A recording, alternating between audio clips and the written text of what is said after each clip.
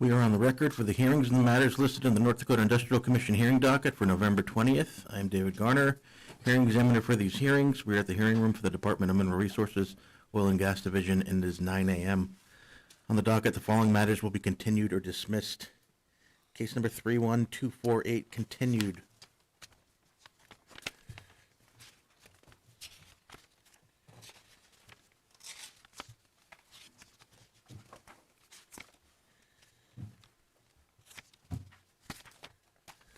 Case number 31251, continued. Case number 31186, continued. Case number 31187, continued. Case number 31264, continued. Case number 31265, dismissed. Case number 31266, dismissed. Case number 31267, dismissed. Case number 31238, continued. Case number 31269, continued.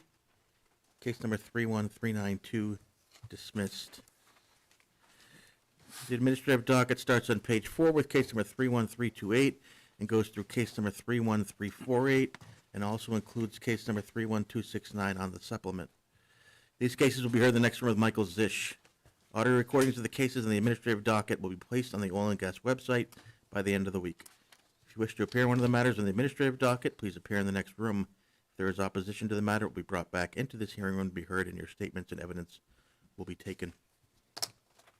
We will begin with moving to case number 31318, application of Oasis Petroleum North America, LLC, for an order amending the applicable orders for the Cottonwood Bakken Pool to establish two overlapping laydown 3840 acre spacing units described as sections 4, 5, 6, 7, 8, and 9, and sections 16, 17, 18, 19, 20, and 21, Township 157 North, Range 92 West, Montreal County, North Dakota, and authorize one horizontal well to be drilled on each such unit, or granting such other relief as may be appropriate.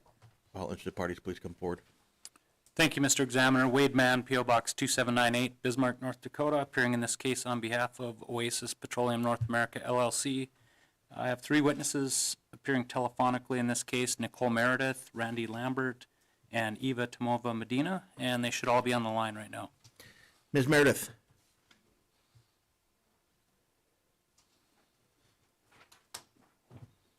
Hello, good morning. Yes. Do you solemnly swear or affirm under the penalties of perjury the testimony you're about to give in this matter will be true and correct to the best of your knowledge and belief? Yes, I do. Nicole, can I have you state your name, tell us by whom you're employed, in what capacity, and give us your business address? Sure. Nicole Meredith, employed with Ford Energy. Oasis Petroleum is the applicant, subsidiary of Ford Energy. Address is 1001 Fannin, Suite 1500, Houston, Texas, 77002, and capacity is a landman. And Nicole, have you previously testified before the commission?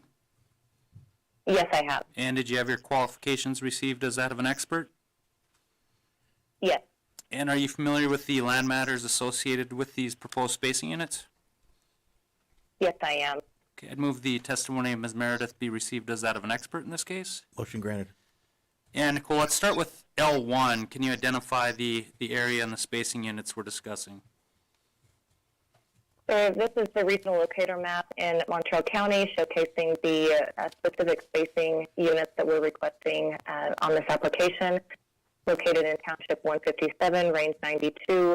We have sections 4, 5, 6, 7, 8, and 9 in the first overlapping requested spacing, and then sections 16, 17, 18, 19, 20, and 21 in the second requested overlapping spacing.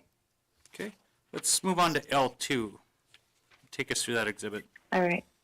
Sure. L2, a lot going on here. The current spacing, we've got a laydown in sections 4, 5, and 6. Another 1920 laydown in sections 7, 8, and 9, 16, 17, and 18 is an additional 1920 laydown, and then we have two 1920 stand-ups currently spaced as 19, 30, and 31, and sections 20, 29, and 32 currently spaced as a 1920 stand-up, and then section 21 as a 640, and then the requested spacing, as mentioned previously, 4, 5, 6, 7, 8, and 9, and 16, 17, 18, 19, 20, 21. Let's move on to L3. Can I have you identify your working interest in each of those proposed 3840s? Sure. The initial 3840 comprised of 4, 5, 6, 7, 8, and 9. In Township 15792, we are sitting at 69.5% working interest. And the most southern 3840 of 16, 17, 18, 19, 20, 21, we have a 67.42% working interest. Okay. And then moving on to L4, the working interest in those underlying spacing units. Sure. In the initial initial spacing unit 1920, we have it identified as spacing unit A. The map of 4, 5, and 6 is 71.48%. Unit E, comprised of section 7, 8, and 9, we have 67.42% working interest. Unit C, comprised of 16, 17, and 18, we have a 67.85% working interest. The stand-up unit D of 19, 30, and 31, we have an 89.99% working interest. The stand-up unit of labeled as E, comprised of sections 20, 29, and 32, we have an 88.04% working interest. And the 640, as labeled as F, sections 21, we have a 66.5% working interest in that 640. Okay. I have no And I will say, sorry. units, no, you're fine. Units A, B, C, D, and E are operated by Cord or Oasis at this time, and Unit F is operated by EOG, and I have reached out to them, more or less collaborating on title and underlying ownership, but Okay. and I think that's it for the L4. All right. I have no further questions, and I'd offer the land exhibits. Exhibits are admitted. Any questions from the staff?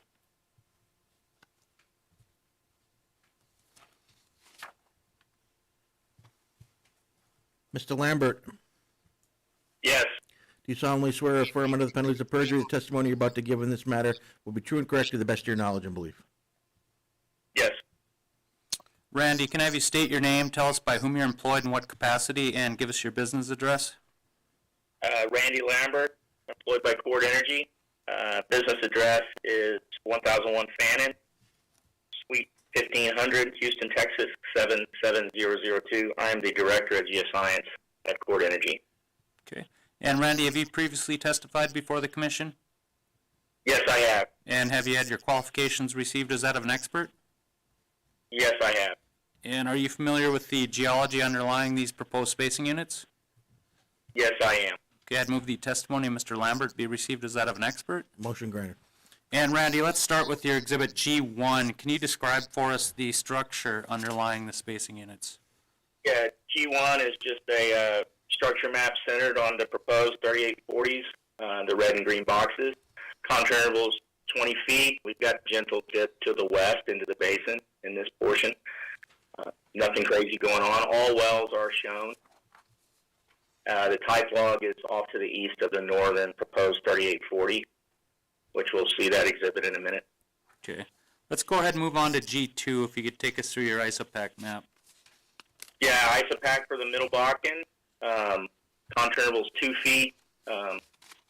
We're expecting, 40 to 50 feet of thickness in the Middle Bakken here. No drastic changes. Okay. And then finally, let's move on to G3, the type log. Can you describe what we're looking at there? Yeah, it's a basic triple combo type log interval of the Bakken Petroleum System with, majority of regional tops highlighted out to the right. Okay. I have no further questions for Mr. Lambert. I'd offer the geology exhibits. Exhibits are admitted. Any questions from the staff?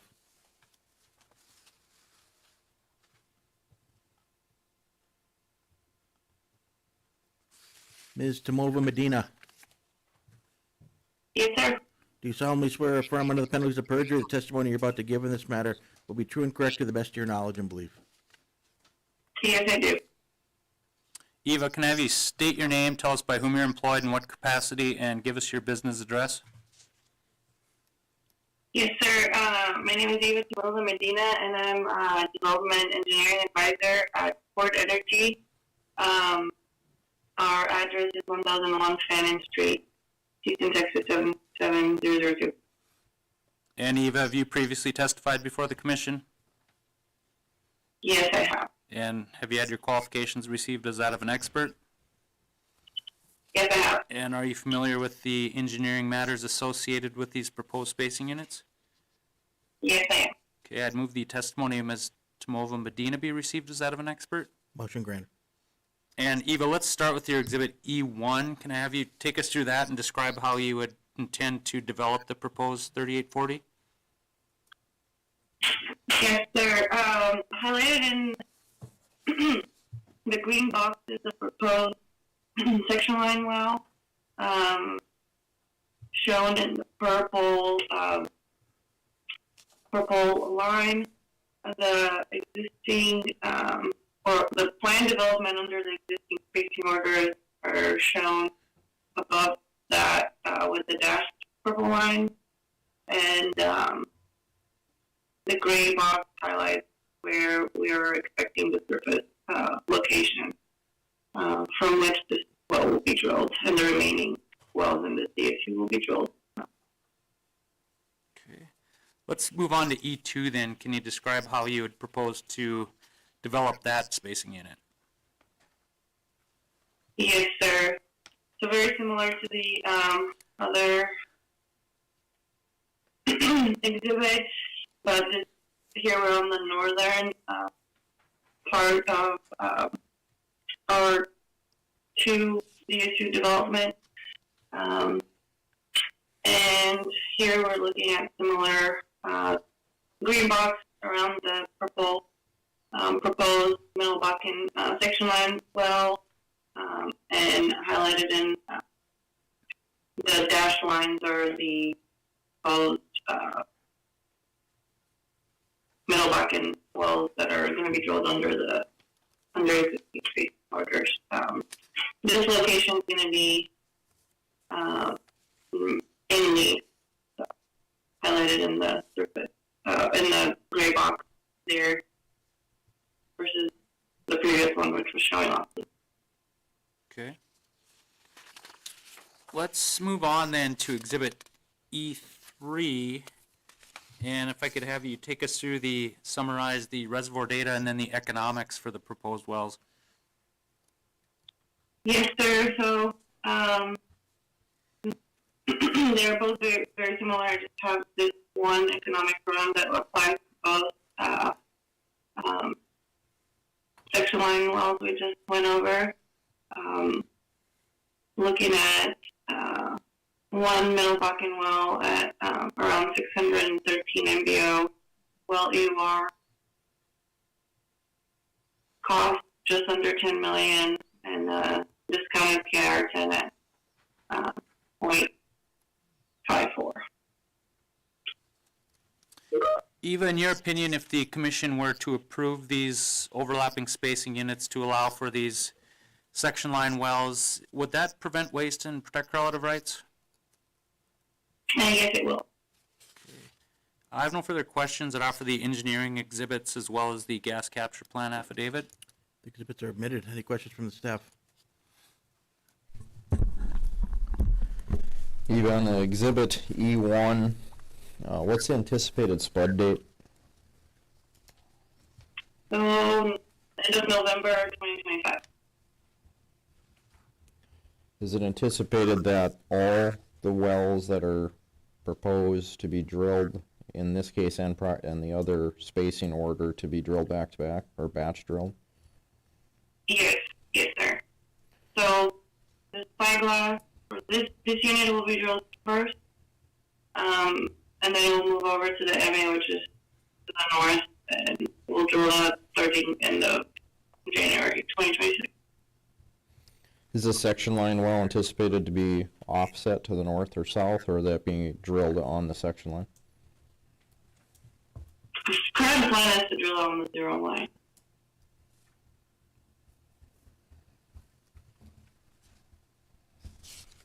And then exhibit E2, same question for the section line well. Is that going to be drilled on the section line or offset north or south? Current plan is to drill it on the zero line. Thank you. Okay.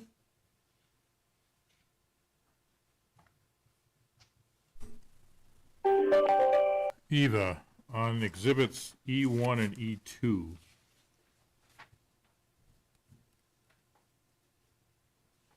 I see a Lake Sakakawea on this map. Yes, sir.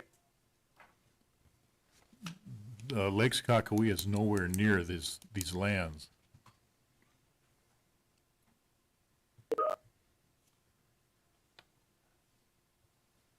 I'm not sure what our map would be showing. Yeah, maybe our map layer is wrong.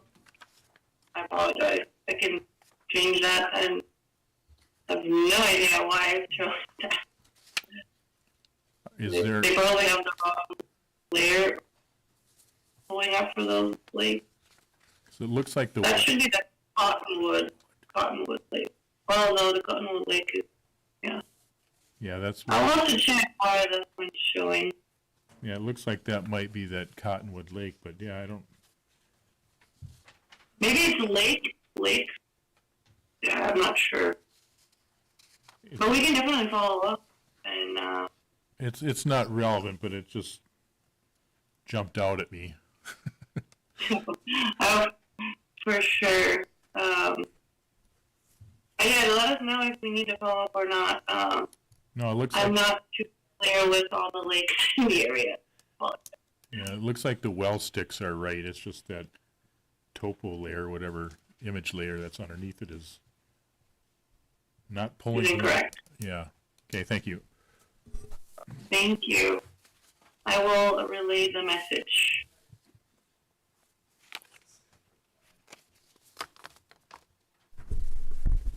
Just to note that Lake Sakakawea shows up on all the land images as well. So those, if you're gonna edit one, you probably need to edit all of them.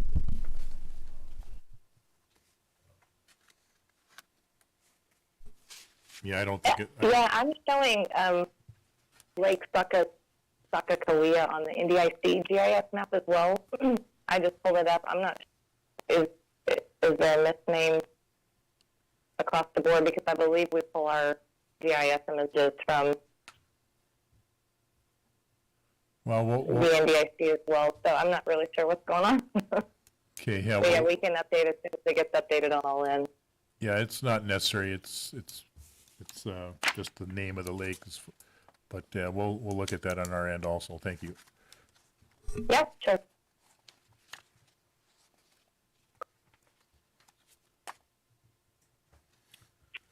Okay, that concludes our hearing for case number 31318. Case number 31319. Application of Oasis Petroleum North America LLC for an order amending the applicable orders for the Midway, Tioga, Beaver Lodge, and/or West Bank, Bakken Pools, Williams County, North Dakota to 1. Establish an overlapping laydown 1920 acre space unit described as sections 33, 34, and 35, Township 157 North, Range 95 West, and authorize 4 horizontal wells be drilled on such unit. 2. Establish an overlapping laydown 3920 acre space unit described as all of sections 33, 34, and 35, Township 157 North, Range 95 West, the east half and east half west half of Section 1, Township 156 North, Range 96 West, and west half and west half east half west half of Section 4, and all of Sections 5 and 6, Township 156 North, Range 95 West, and authorize 1 horizontal well to be drilled in such unit, or 3, granting such other relief as may be appropriate. All interested parties, please come forward. Thank you, Mr. Examiner. Wade Mann, P.O. Box 2798, Bismarck, North Dakota, appearing in this case on behalf of Oasis Petroleum North America, LLC. We'll have a different land witness, Keith Swiderski, but the other 2 witnesses will remain the same. Mr. Swiderski, Yes, sir. do you solemnly swear or affirm under the penalties of perjury the testimony you're about to give in this matter will be true and correct to the best of your knowledge and belief? Yes, I do. Keith, can I have you state your name, tell us by whom you're employed in what capacity, and give us your business address? Yes, my name's Keith Stodorsky. I'm with Oasis Petroleum. I'm a landman, and our business address is 1001 Fannin, Suite 1500, Houston, Texas, 77002. And Keith, have you previously testified before the commission? Yes, sir. Have you had your qualifications received as that of an expert? Yes, sir. And are you familiar with the land matters associated with the proposed spacing units? I am. Okay, I'd move the testimony, Mr. Swiderski, be received as that of an expert. Motion granted. And Keith, let's start with L1. Can I have you identify the area we're looking at in the proposed 1920? Yes, so this is a regional locator map. The proposed 1920 is located in 15795, sections 33, 34, and 35 in Williams County. Okay.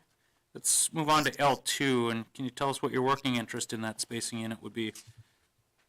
Yes, so our working interest would be 44.34%.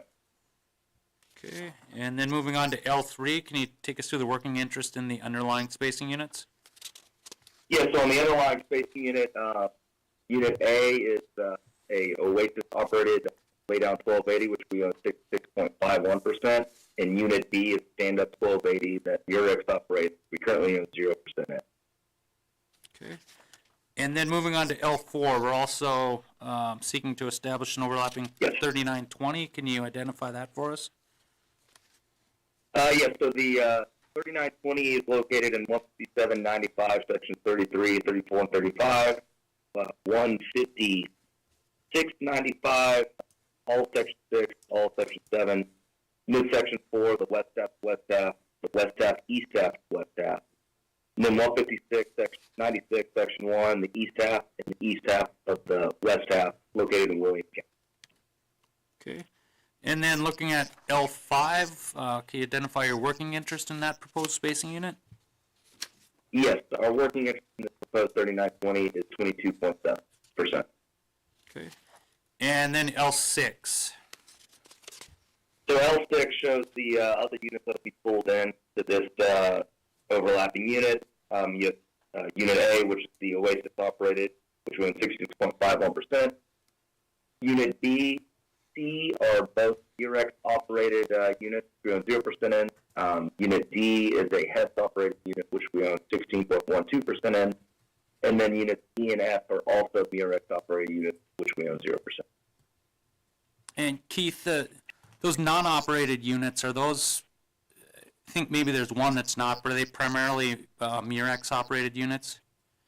Yeah, so they're all Murex aside from Unit D, which is the Hess operated. Okay. And have you communicated with Murex with respect to operatorship of the well that would be on this proposed spacing unit? Yes, we have. We have a letter for Murex to be the operator. Okay. I have no further questions. I'd offer the land exhibits. Exhibits are admitted. Any questions from the staff? Keith, could I have you turn to your exhibit L4? Yes. Yep. Do you have the exact footages of the township correction line on the west side? The amount of offset? From, say, 33 to 1 on the south, is that right? From the west side of 33 to the west side of 1? Give me one.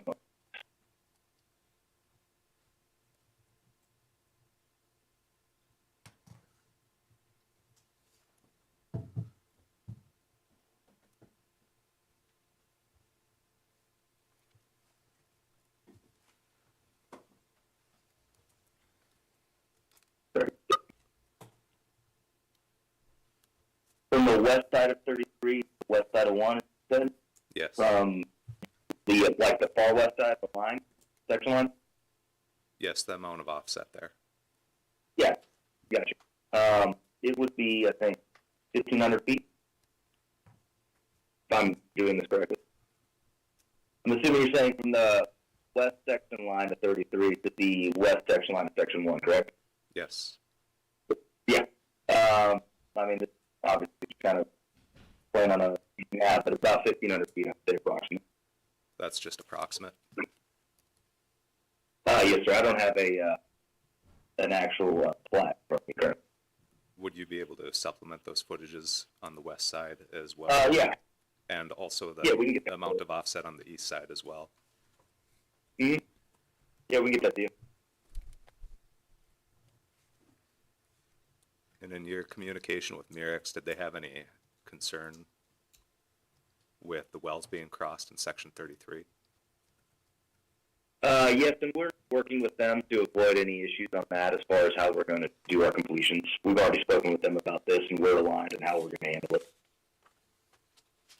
Thank you. Yes, sir.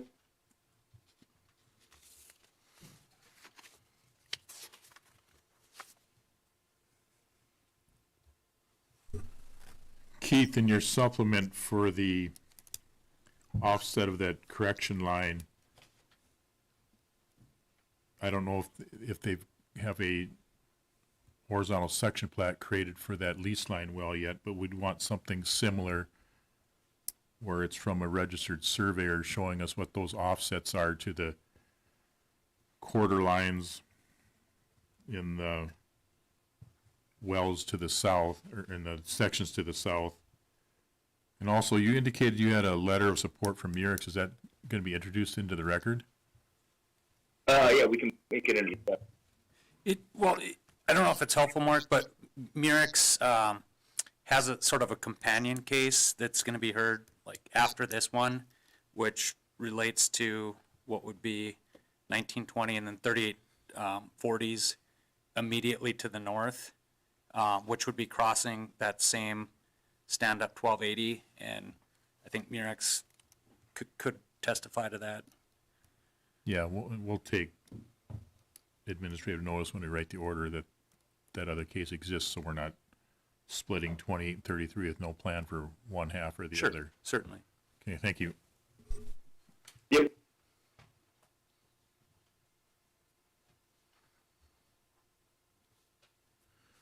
Okay, Wade, just a reminder, your next two witnesses are still under oath.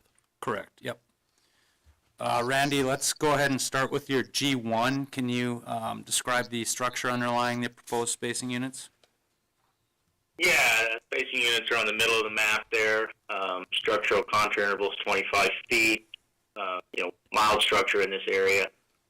Type log, I believe you say that Hartosh 33-33 is shown on the map as well. Okay. Yeah, let's move on to G2. Take us through the ISOPAC. Same map display. We're looking at the Middle Bakken ISOPAC thickness. Contour interval is 2 feet. We're expecting, mid-50s for the entire proposed spacing unit. Okay, and then the type log. Can you describe that for us? Yeah, G3. type logs. Yeah, G3, the type log showing the entire Bakken Petroleum System. Typical triple track display. All relevant tops, regional tops are noted. Okay, I have no further questions for Mr. Lambert. I'd offer the geology exhibits. Exhibits are admitted. Any questions from the staff?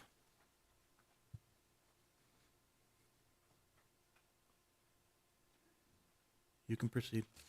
All right, Eva, let's look at E1, and can you first describe for us how you had proposed to develop the 1920 you're asking for? Yes, sir. So for the 1920, we're planning on 4 Middle Bakken well bores as shown in this map.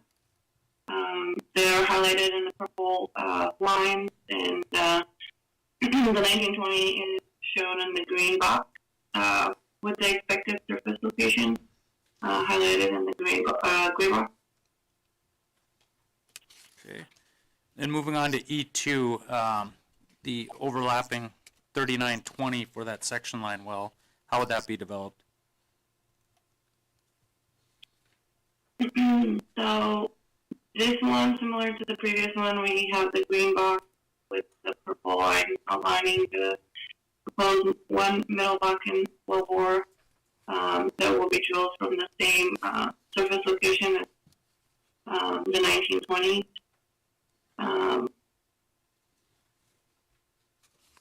Nothing further on this.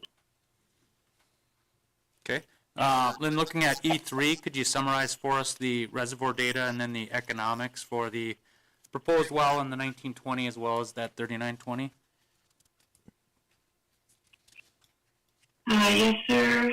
So for the 4 Middle Bakken wells in the 1920, we have well EORs at 636 MBO, investment just under $10 million, and discounted PIR 10 at 0.54. And then the section line well has similar AUR and economic as well. Okay. I have no further questions. I'd offer the engineering exhibits and the gas capture plan affidavit for this case. Exhibits are admitted. Any questions from the staff?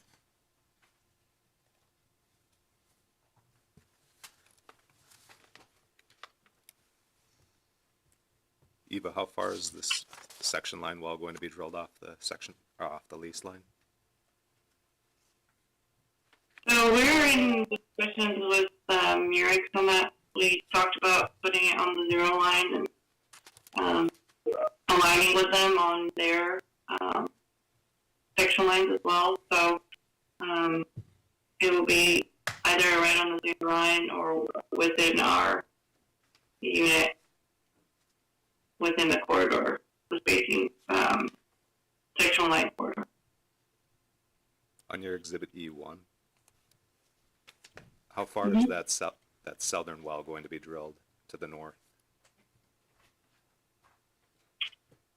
We're reworking the spacing currently to accommodate for Murex's northern section line well, so I can't tell you for sure at this point. We're looking at redoing the spacing on our wells to space away from that northern section line well, so that could change the spacing between the wellbores and from our section as well.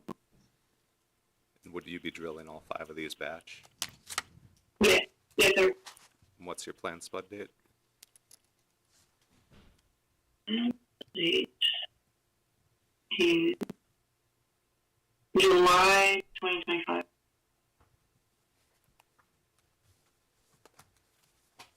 And what are your plans for your existing wells that you're crossing? So in section 34 and 35, we'll do our usual forward way of returning wells to production after Fire Protect will evaluate them. If they're meeting our economic criteria, we'll RTP them. And then, like he mentioned, in section 33, we'll work with Murex to satisfy their criteria for their wells. Thank you. Yeah.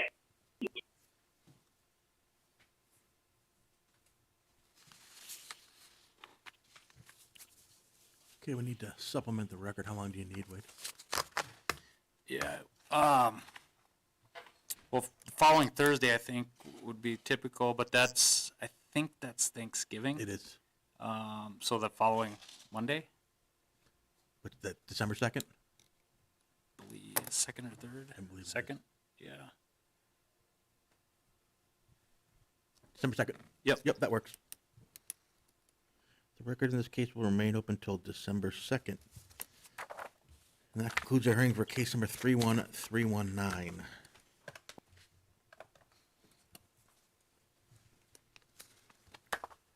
Case number 31248, application of Oasis Petroleum North America LLC for an order amending the applicable orders for the McGregor and Midway Bakken pools to establish an overlapping stand-up 2560 acre spacing unit described as sections 29 and 32, Township 158 North, Range 95 West, and sections 5 and 8, Township 157 North, Range 95 West, Williams County, North Dakota, and authorize 4 horizontal wells to be drilled on such unit, or granting such other relief as may be appropriate.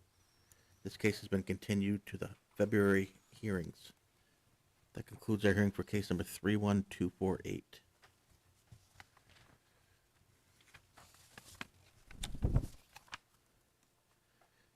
Case number 31320, application of Murex Petroleum Corp. For an order amending the applicable orders for the Midway and/or Tioga Bakken pools, Williams County, North Dakota, to 1, establish an overlapping laydown 1920 acre spacing unit described as sections 26, 27, and 28, Township 157 North, Range 95 West, and authorize 8 horizontal wells to be drilled on such unit. 2, establish 2 overlapping laydown 38-40 acre spacing units described as sections 21, 22, 23, 26, 27, and 28, and sections 26, 27, 28, 33, 34, and 35, Township 157 North, Range 95 West, and authorize 2 horizontal wells to be drilled on each such unit, or 3, granting such other relief as may be appropriate. All interested parties, please come forward. Thank you, Mr. Examiner. Wade Mann, P.O. Box 2798, Bismarck, North Dakota, appearing in this case on behalf of Murex Petroleum Corp. I have 2 witnesses appearing telephonically, Sam Jim Fortone and Scott Nonhoff, and I'll call them now.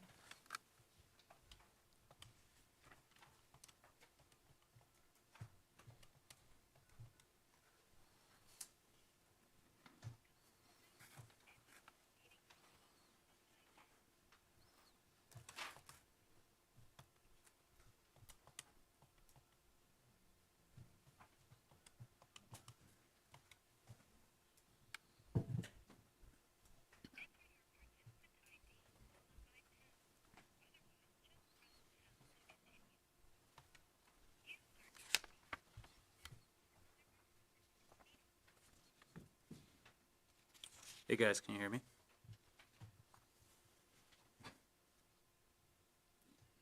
All right. Yep, now I can. We're live in the hearing room.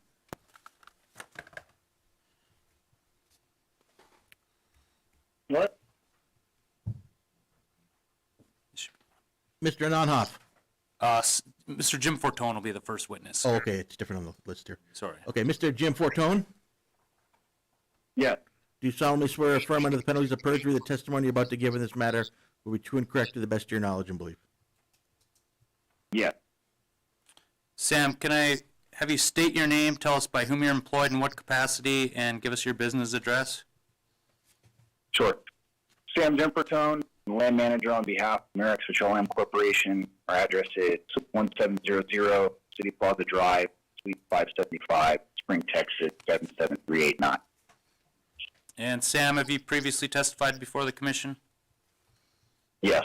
Have you had your qualifications received as that of an expert? Yeah. And are you familiar with the land matters associated with the proposed spacing units? Yeah. I'd move the testimony of Mr. Jim Fortone be received as that of an expert. Motion granted. And Sam, let's start with exhibit number 1. Just describe the area that we're looking at. Yes, just a general locator map for where we're looking to amend the field rules for the Tioga Bakken Pool. Okay. And then moving on to exhibit number 2, can you identify the proposed 1920 as well as those 2 3840s? Yes, for the 1920, these sections 28, 27, and 26 of 157.95. The north 3840 be 21, 22, 23, 28, 27, and 26 of 157.95. The southern 3840 is going to be 28, 27, and 26, 33, 34, and 35 of 157.95. Then let's move on to exhibit number 3. Can you just summarize for us your working interest in the proposed 1920? Yes, so the first 2 grids working at the top, that is the ownership. The 28 and 32 would be our stand-up 1280. 26 and 27 is the ownership, assuming that that is a laid-out 1280. That's the ownership there. And then from 26, 27, and 28 is the ownership through an allocation of how the production is allocated to those 2 base orders. Okay.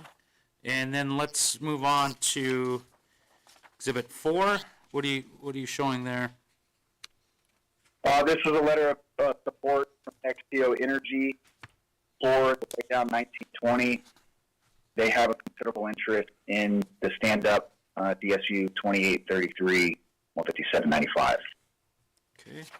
And then the next exhibit 5, XTO is also supporting you in the other spacing units, is that correct? Yes, and that would be the north 3840. Okay. Again, due to their ownership in 2833, and then of course they operate section 16 and 21. So the toes of their well be impacted, of course, by that 3840 on the side. Sure. Let's move on to Exhibit 6 then. What are we showing there? Letter for Ford for 3840 on the south, which will impact their laydown unit between sections 34 and 5, 157.95. Okay, and then Exhibit number 7.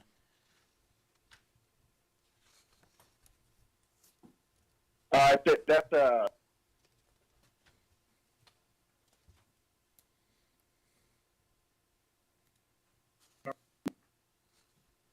excuse me. Then that's the northern 3840. There's going to be some issues with the sections though.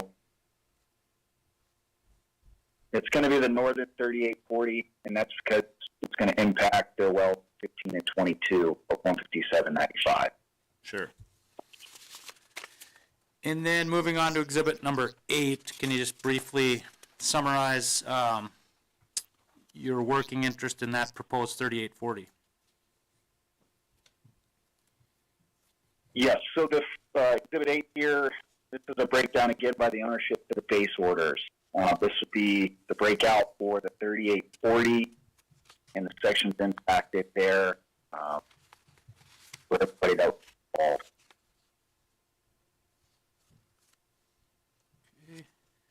And then Exhibit number 9, what's your working interest look like in that proposed 3840?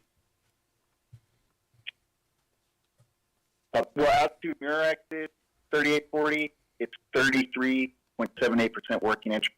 Mirex's interest, again, it's set an allocation there by the ownership throughout the SUs, with the next largest owner being Cord at approximately 22%. Okay. That's all the questions I have for Mr. Jim Fortone. I'd offer the land exhibits 1 through 9. Exhibits are admitted. Any questions from the staff? Wade, I have a question I think would be for you and Sure. hopefully clarify it. Yep. On the docket or application, it states to establish 2 overlapping laydown 3840 spacing units and authorize 2 horizontal wells be drilled on each spacing unit or such unit. Yep. And on the Mirex exhibits, it says 1 horizontal well per 3840. Yep. So, and I think Scott can cover that too, the next witness. But initially, they were looking at potentially putting, I think, 2 wells in the lease line corridors, but that's changed. They are now only going to be asking for 1, and Scott can confirm that Okay. for me. But, Thank you. Yep.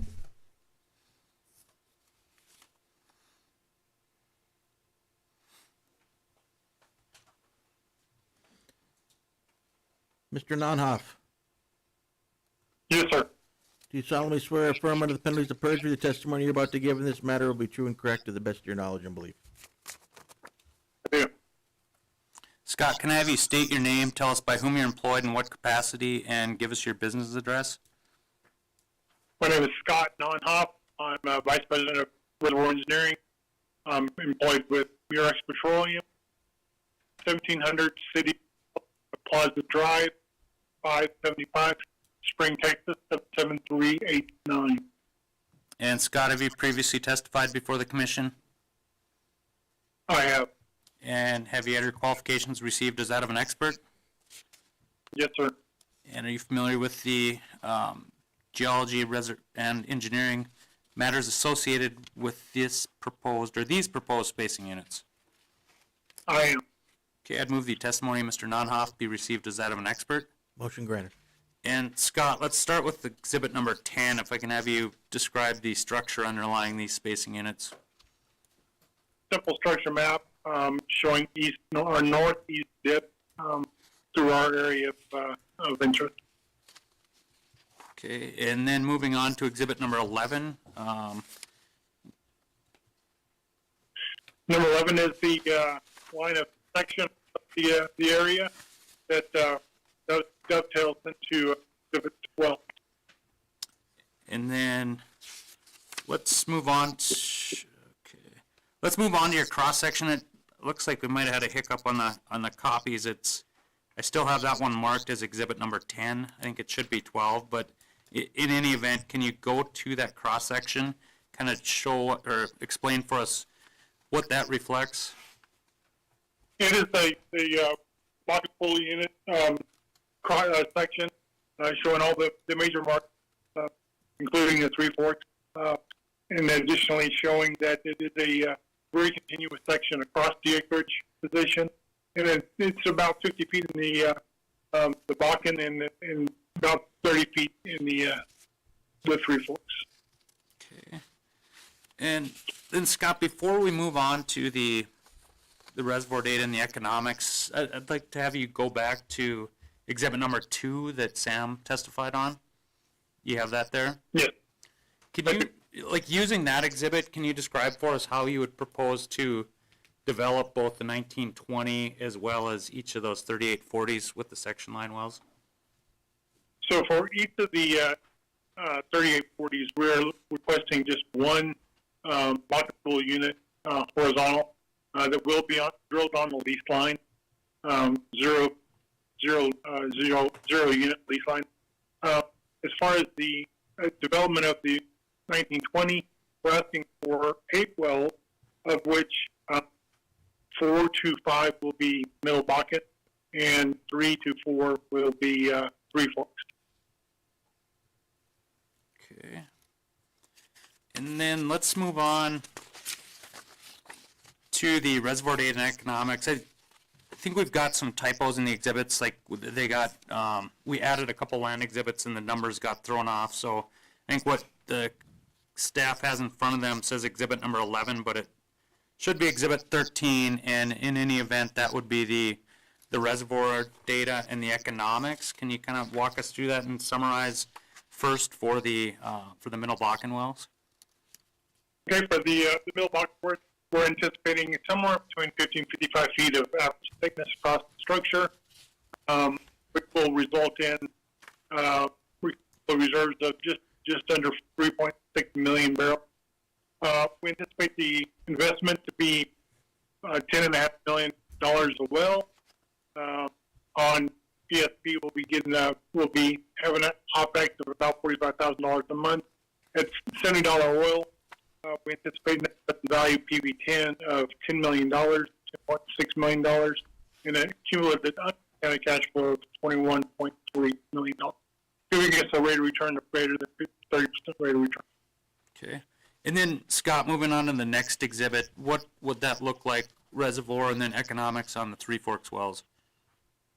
Very similar reservoir characteristics, except for the thickness will be less than around 30 feet, and a little bit lower porosity permeability, but investment cost will be about the same at $10.5 million, with a net present value of $7.1 million and just under a 30% rate of return.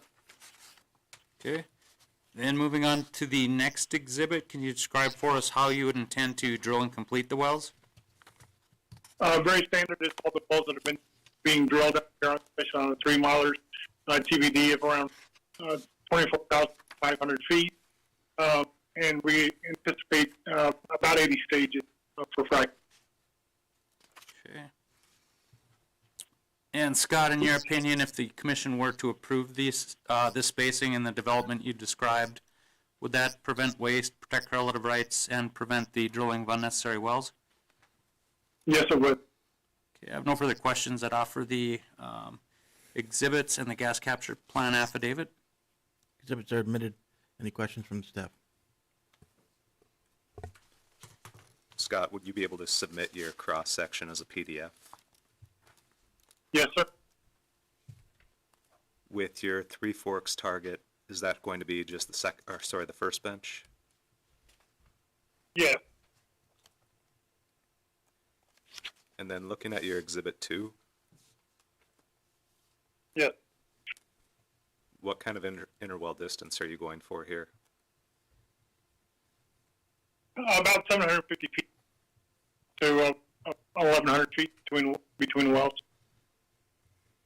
For that north and south section line, how far off the section, those wells, how far off the section line are they going to be drilled? The section wells will be 0 line. 0? It'll be right. And how close are you going to get to those tows and for the stand-ups in 21 and 22 to the north? Those tows are 200 feet off. Will be 200 feet away.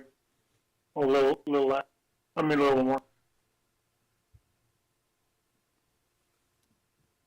Is Murex planning to continue to produce the wells in sections 28 and 33?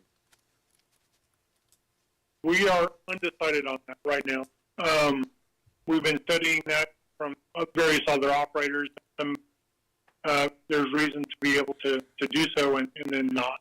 So we're still in the process of determining what we want to do there. Right now, we're leaning to producing those wells still.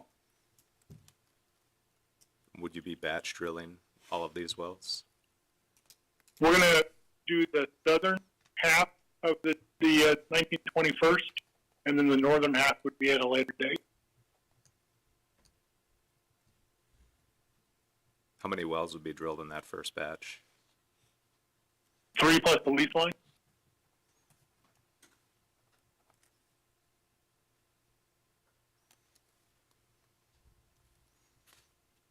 Do you have a planned spud date? We're planning for the fourth quarter of 25 for that, and then depending on results and other DSU results, the northern would be probably 26 or 27.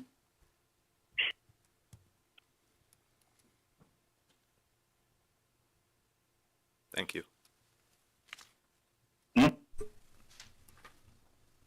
Scott, on Exhibit 2,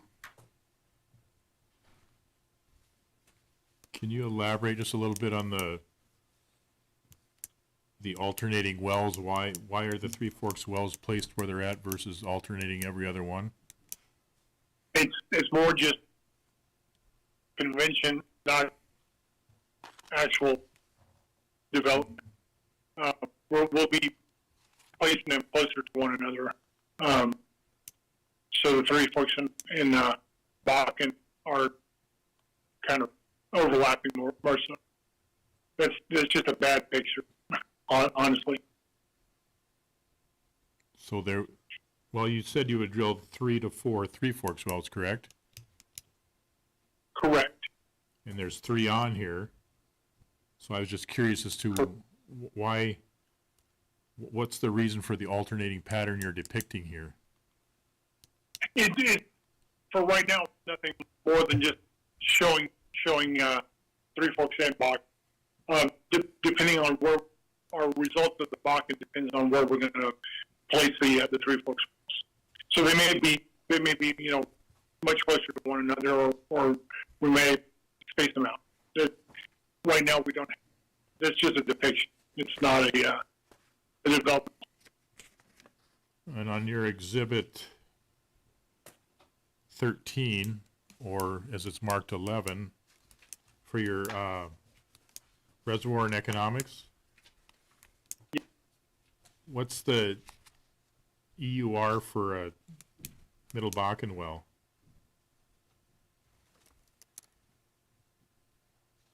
Is it just 30? Is it 3.5 million divided by 8 or by 10? Well, it's 400. It's 582 thousand barrels. And likewise on Exhibit 14 for your Three Forks? Individual well, it's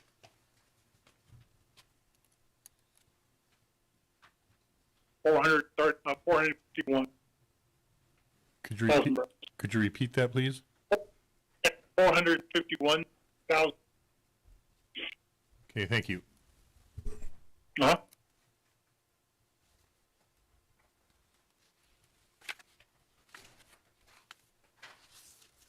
Okay, that concludes our hearing for case number 31320. Why don't we take a 10-minute break now before we call Kraken? Okay. We're off the record.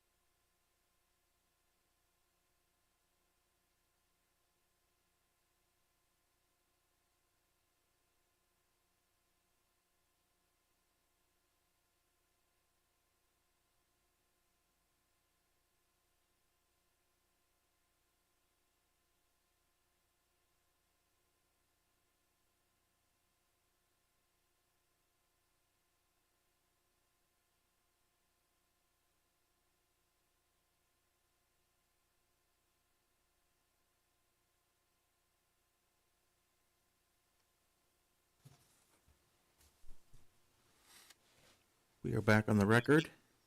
We will now move to case number 31321. Application of Kraken Operating LLC for an order amending the applicable orders for the Green Lake Bakken Pool to establish an overlapping 3840 acre spacing unit described as sections 11, 12, 13, 14, 23, and 24, Township 159 North, Range 100 West, Williams County, North Dakota, and authorize one horizontal well to be drilled in such unit or granting such other relief as may be appropriate. All interested parties, please come forward. Thank you, Mr. Examiner. Wade Mann, P.O. Box 2798, Bismarck, North Dakota, appearing in this case on behalf of Kraken Operating LLC. Have 3 witnesses appearing telephonically, Brian Pop, Brian Lucero, and Josh Lochner. And they should be all on right now. Mr. Pop. Yes, sir, right here. Mr. Pop, Yes, sir. do you solemnly swear or affirm under the penalties of perjury the testimony you're about to give in this matter will be true and correct to the best of your knowledge and belief? Yes, sir, I do. Brian, can I have you state your name, tell us by whom you're employed in what capacity, and give us your business address? Yes, my name is Brian Pop, and I'm employed by Kraken Resources. I am the land manager here at Kraken. Our address is 945 Bunker Hill Road, Suite 1200, Houston, Texas, 77024. And Brian, have you previously testified before the commission? Yes. Have you had your qualifications received as that of an expert? Yes, sir, I have. And are you familiar with the land matters associated with the proposed spacing units? Yes, sir. I'd move the testimony of Mr. Pop be received as that of an expert. Motion granted. And Brian, let's start with your L1. Can you describe for us the area that we're looking at? Yes, sir, that's a regional locator map. It describes the Green Lake Pool. At the bottom, I did know that I have an incorrect notation says Bird Bakken Pool, but it's actually the Green Lake Pool. Okay. Then let's move on to L2. If you can describe for us the proposed spacing unit that we're going to be talking about. Yes, sir, this spacing of sections 11, 12, 13, 14, 23, and 24 of Township 159-100. Okay. And what's your working interest? Yes, sir. In section 12, 13, and 24, our working interest is 82.47, and our interest in sections 11, 14, and 23 is 69.74. Allocation in the total 3840 would have an interest of 76.11%. Okay. I have no further questions that offer the land exhibits. Exhibits are admitted. Any questions from the staff?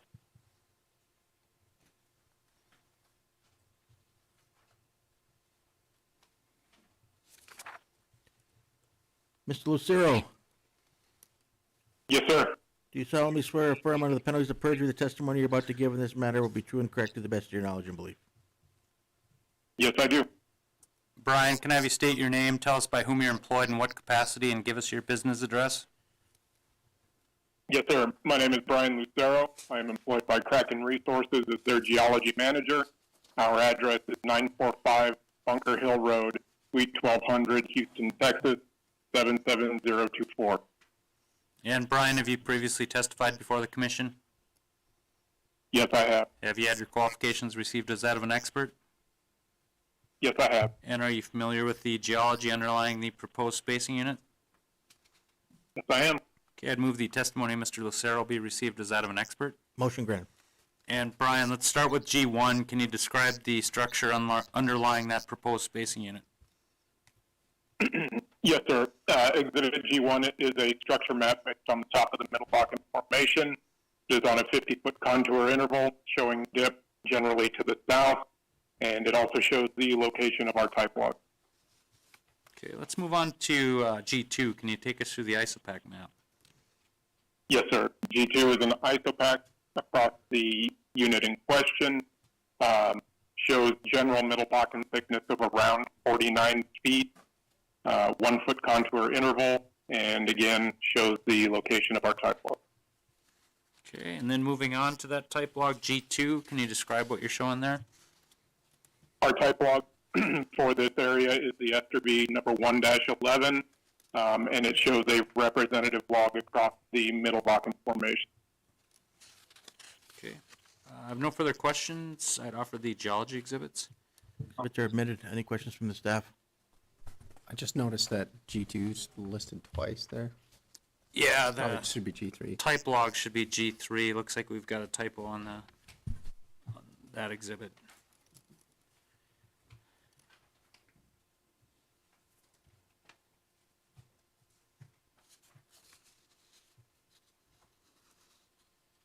And is it Mr. Lachner or Lochner? Lochner. Mr. Lochner, Sir, do you solemnly swear or affirm under the penalties of perjury the testimony you're about to give in this matter will be true and correct to the best of your knowledge and belief? I do. Josh, can I have you state your name, tell us by whom you're employed and what capacity, and give us your business address? Yes, my name is Joshua Lochner. I am a reservoir engineer at Kraken Resources, Kraken Operating, and our business address is 945 Bunker Hill Road, Suite 1200, in Houston, Texas, 77024. And Josh, have you previously testified before the commission? I have. Have you had your qualifications received as that of an expert? Yes, And are you familiar with the engineering matters associated with the proposed spacing? I am. I'd move the testimony of Mr. Lochner be received as that of an expert. Motion granted. And Josh, let's look at E1. How would you propose to develop the overlapping spacing unit? Exhibit E1 is the proposed development diagram for the proposed 3840 spacing unit. The unit is outlined in blue, encompassing sections 11, 12, 13, 14, 23, and 24. The green dashed line is the proposed well as part of the exhibit, and the gray dashed lines are wells that have been previously spaced and approved by this commission. We plan to drill this particular well, this lease line well, along with the two neighboring wells from the south, in mid-2025. Okay. And looking at E2, how would you intend to drill and complete the well? Exhibit E2 is the lateral wellbore schematic for the 3-mile well, which includes the 4-string casing design, the conductor casing, surface casing, intermediate casing, and a production liner, which will be cemented in place and completed using a plug-and-perf completion strategy. Okay.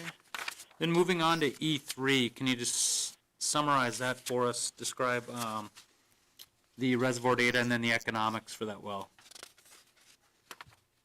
Exhibit E3 is the reservoir data for the proposed spacing unit, which outlines the Bakken thickness between 25 and 35 feet at a depth of around 10,000 feet from surface, with an oil in place of 6 million barrels of oil per section, and recovery factor of 2 to 3%. We expect an EUR of 615,000 barrels of oil for this lease line well.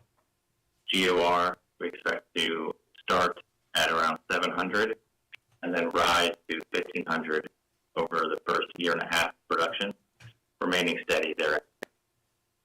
Okay. In E4, we've got the economics. Can you take us through that? The E4 is the single well economic analysis for this proposed well. As stated before, we estimate an EUR of 615,000 barrels of oil for this well. And by running economics, assuming 100% working interest and 80% NRI, with $11.5 million CapEx and $70 flat price for oil, $2.75 for gas, we generated a rate of return of 39% and a net project value of just over $5 million. We expect the payout to be a little over 2.5 years. And Josh, in your opinion, if the commission were to approve this overlapping 3840 to allow for that section line well, would that prevent waste and protect relative rights? Yes. Okay, I have no further questions. I'd offer the engineering exhibits and the gas capture plan affidavit. Exhibits are admitted. Any questions from the staff?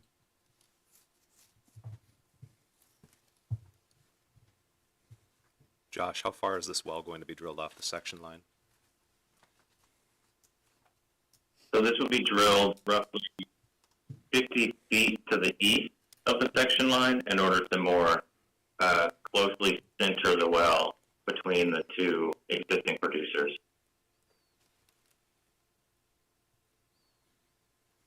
And is this well and the two adjacent wells going to be a Middle Bakken target? Yes, sir. Thank you.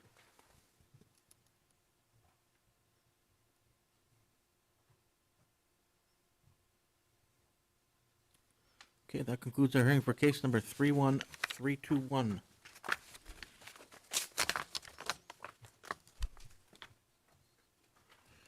We're now going to jump ahead to the supplement.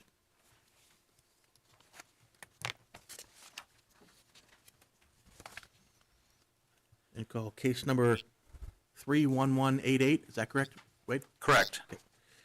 Application of Kraken Operating LLC for an order amending the applicable orders for the Rawson and/or Antelope Creek Bakken pools to establish two overlapping 38, 40-acre spacing units described as sections 25, 26, 35, and 36, Township 150 North, Range 101 West, and sections 1 and 2, Township 149 North, Range 101 West, and sections 11, 12, 13, 14, 23, and 24, Township 149 North, Range 101 West, McKenzie County, North Dakota, and authorize one horizontal well to be drilled on each such unit or granting such other relief as may be appropriate. All interested parties, please come forward. Thank you, Mr. Examiner. Wade Mann, P.O. Box 2798, Bismarck, North Dakota, appearing in this case on behalf of Kraken Operating LLC. And Mr. Examiner, I have the same three witnesses appearing in this case. Okay. They're still under oath. You have listed different witnesses on your sheet here. Is that? No, this one should have Brian Pop, Brian Lucero, and Josh Lochner. There's an upcoming case where I'll have a couple different witnesses. Got it. Okay. So, You may proceed. okay. Brian, let's go ahead and look at L1. Can you describe the area that we're looking at today? Yes, sir. L1 is a regional locator map describing the Rawson and the Antelope Creek Bakken pool. Okay. And then moving on to L2, can you identify that first proposed 3840 for us? Yes, sir. This map, L2, shows a locator map of the sections 25, 26, 35, and 36 of Township 150 North, Range 101 West, and sections 1 and 2 of 149 North and 101 West. Okay, and what's Kraken's working interest there? Yes, sir. I'll go through each sections here. In sections 26 and 35, we have an interest of 60.16 interest. Section 25 and 36 will have a working interest of 42.71. In sections 1 and 12, we have an interest of 49.10. In sections 2 and 11, we have an interest of 70.47. Based on all the allocation factors for this 3840, we'll have a working interest of 54.22%. Okay. And then let's move on to L3, if you can identify the proposed 3840 directly to the south. Yes, sir. This 3840 consists of sections 11, 12, 13, 14, 23, and 24 of Township 149 North, Range 101 West. And what's Kraken's working interest look like in that one? Our total working interest with allocation factors would be 42.24%. In sections 14 and 23, it's a HESH unit. We don't own any interest in that unit. Say, sections 13 and 24, we own 66.93% interest. In sections 1 and 2, we own 49.10%. In sections 2 and 11, we own 70.47% interest. So a total allocation of 42.24. Okay. And Brian, will you work with the other working interest owners with respect to operatorship of the well in that proposed spacing unit?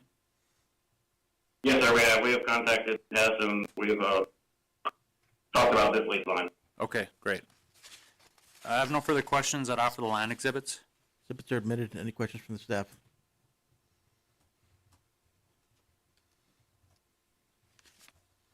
You can proceed. All right, Brian, let's look at G1. Can you describe the structure underlying these proposed spacing units? Yes, sir. Exhibit G1 is a structure map based on the top of the Middle Bakken formation.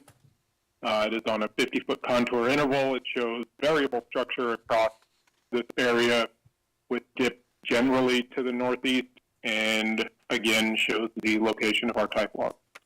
All right, and then G2, the isopack? The isopack of the Middle Bakken is based on a 1-foot contour interval, shows Middle Bakken thickness of roughly 27 feet across the area, and again, our type log location is designated. Okay, and then moving on to G3, what does your type log show? G3 is our type log, the NIGARD number 1-24, and it shows a representative log for the area across the Middle Bakken formation. Okay, I have no further questions. I'd offer the geology exhibits. Exhibits are admitted. Any questions from the staff?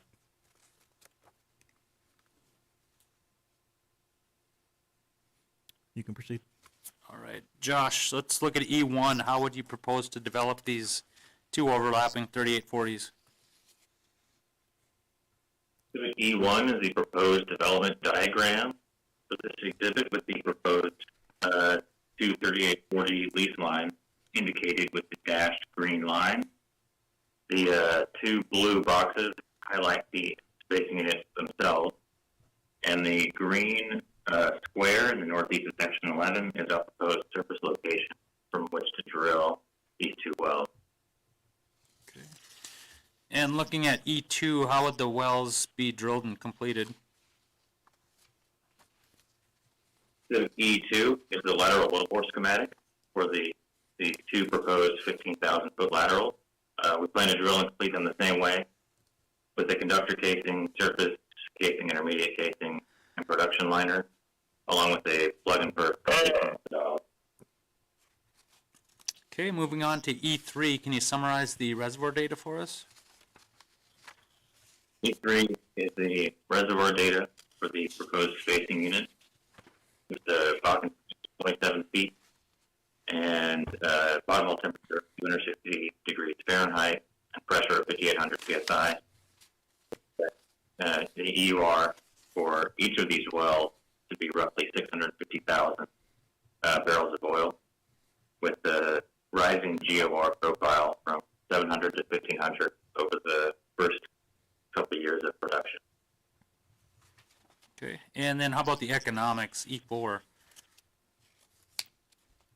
The E4 are the single well economics that applies to both of these proposed lease line wells.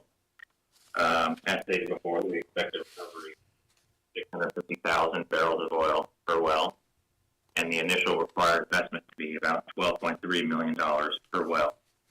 I ran the economics at $70 oil and $2.75 for gas, assuming 100% working interest, generating a rate of return of 41% and a net present value of $4.7 million per well.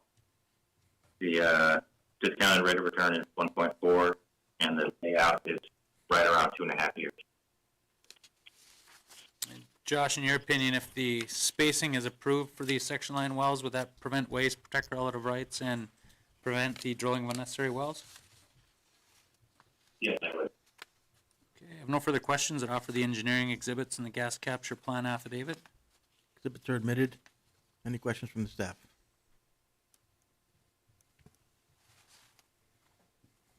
On your exhibit E1, how far off the section line are both of these wells going to be drilled? We plan to drill both of these wells right along the section line without much significant deviation. And would you be batch drilling these? Yes. What's your planned spud date? It's going to be around the third quarter of 2025 in the summer, between July and August. Thank you. Josh, on your exhibit E1, so the 2 wells you're gonna drill from a pad located near the common boundary between the proposed space units. So there's no other wells gonna be drilled from that pad other than these 2? That's correct. So there's no 1920 development in the area you're trying to piggyback off of with these wells?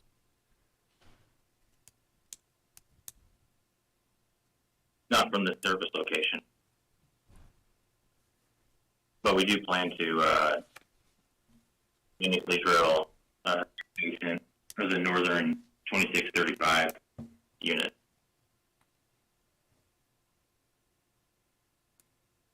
Okay, thank you.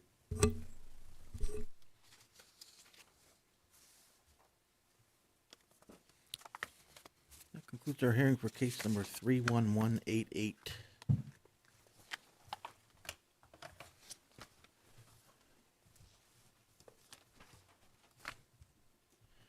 I'll now call case number 31322.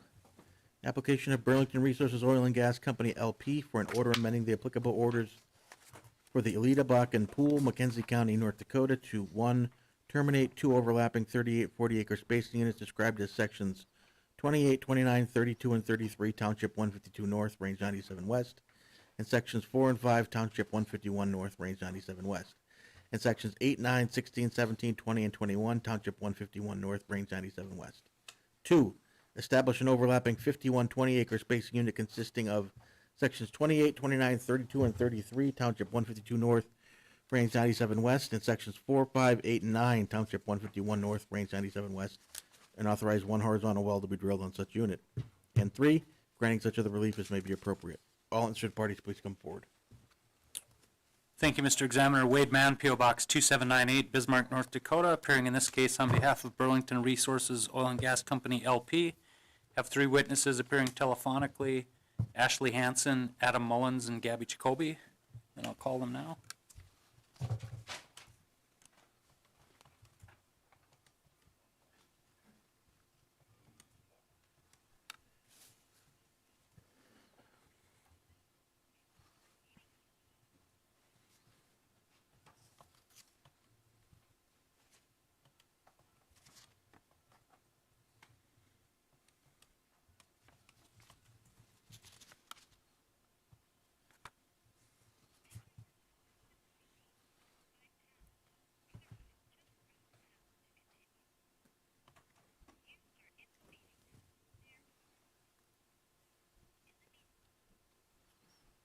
Hey guys, can you hear me? Yep, I can hear you. We're live in the hearing room. Great. Ms. Hanson, Yes. do you solemnly swear or affirm under the penalties of perjury testimony you're about to give in this matter will be true and correct to the best of your knowledge and belief? Yes, I do. Ashley, can I have you state your name, tell us by whom you're employed in what capacity, and give us your business address?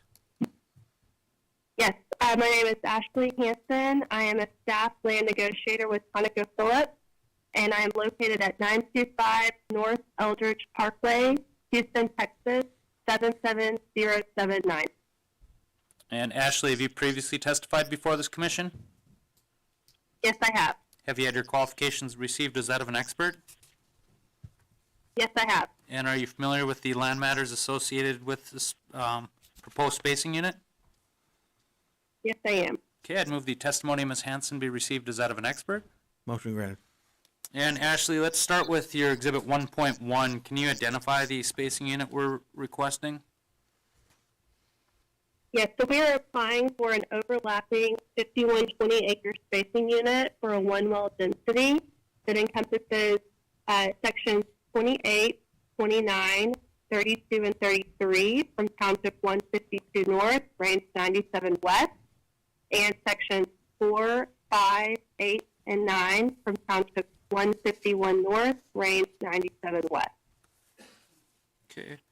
And then you show us some shadings with some names, sort of in the legend. Are those various Burlington Resources operated spacing units currently? Yes, so these are underlying existing Okay. 1,280 spacing units. Okay. Let's move on to Exhibit 1.2. Can you describe your working interest in the proposed spacing unit? Yes, so this table is the proposed ownership for the proposed spacing unit that we're applying for today. The Continental Resources owns 46.57% working interest. Burlington Resources owns 44.1% working interest. And the remainder is owned by others, 9.33%. Okay. And Ashley, do you have an agreement with Continental with respect to operatorship in this area?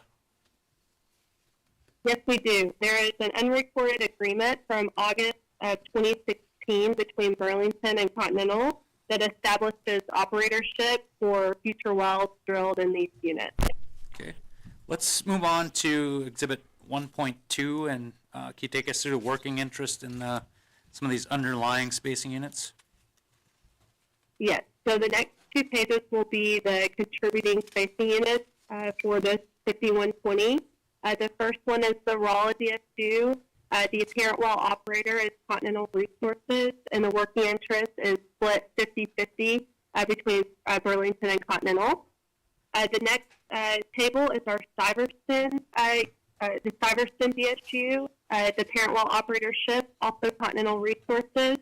The working interest split, Continental Resources was 43.96%, Burlington Resources was 42.4%, XTO Holdings was 11.77%, and the other is 1.86%. And then if you flip to the following page, we move on to the table regarding supporting ownership. The majority operator in this unit is Burlington. The working interest is Continental Resources with 41.81%, Burlington with 37.64%, and the remainder owned by others is totaled to be 20.55%. On our last table is for the Kellogg Ranch. The majority operator is Burlington Resources, and the working interest split is Continental Resources with 50.52%, Burlington with 46.39%, and EID Resources Bakken with 3.09%. Okay. I have no further questions for Ms. Hanson. I'd offer the land exhibits. Exhibits are admitted. Any questions from the staff?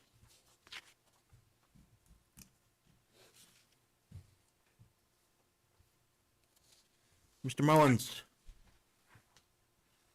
Yes, sir. do you solemnly swear or affirm under the penalties of perjury the testimony you're about to give in this matter will be true and correct to the best of your knowledge and belief? Yes, I do. Adam, can I have you state your name, tell us by whom you're employed in what capacity, and give us your business address? My name is Adam Mullins. I am employed by ConocoPhillips, and I am a staff geoscientist at 925 North Elbridge Parkway, Houston, Texas, 77079. Okay. And Adam, have you previously testified before this commission? No, I have not. Okay.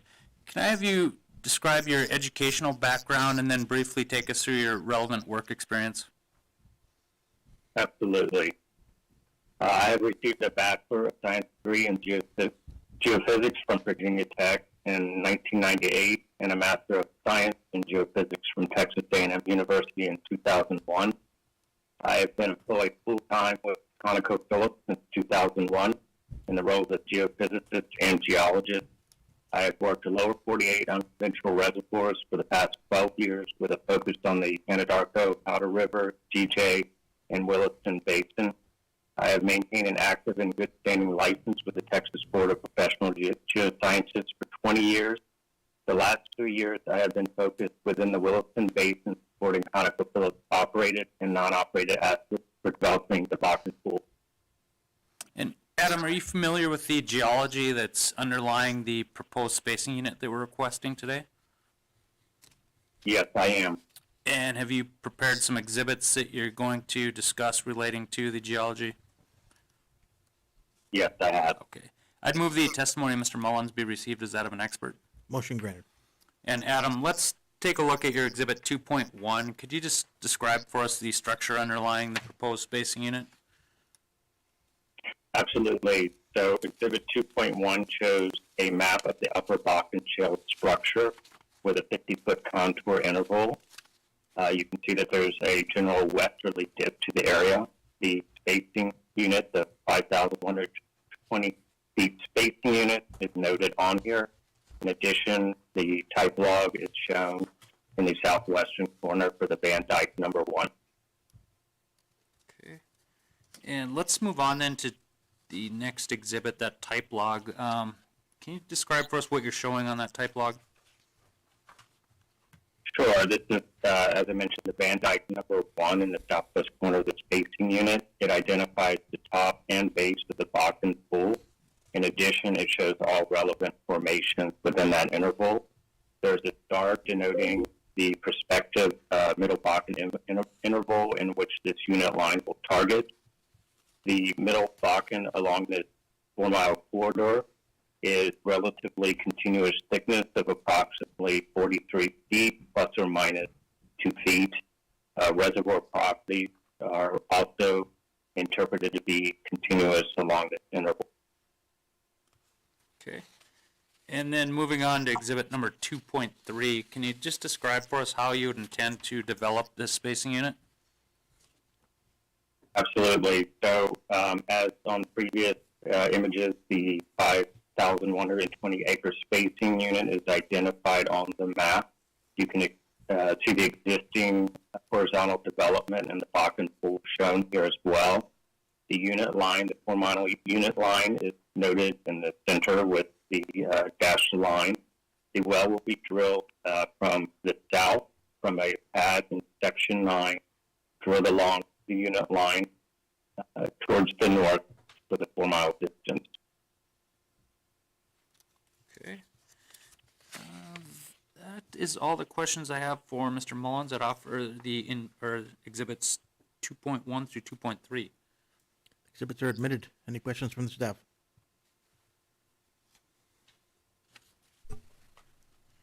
Adam, do you know approximately where that pad in section 9 is going to be located? Yes, it's in the northwest corridor of section 9. Northwest quarter of section 9. Are you sure? Are you sure it's the northwest Yes, sir. quarter? Yes, I am.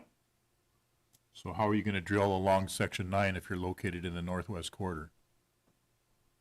We will be backbreaking 3,000 to 3,200 feet towards inland at the southern end of section 9 at that unit line. So you're going to back build 3,000 to 4,000 feet and then drill 4 miles the other direction? 3,200 feet to be exact, sir.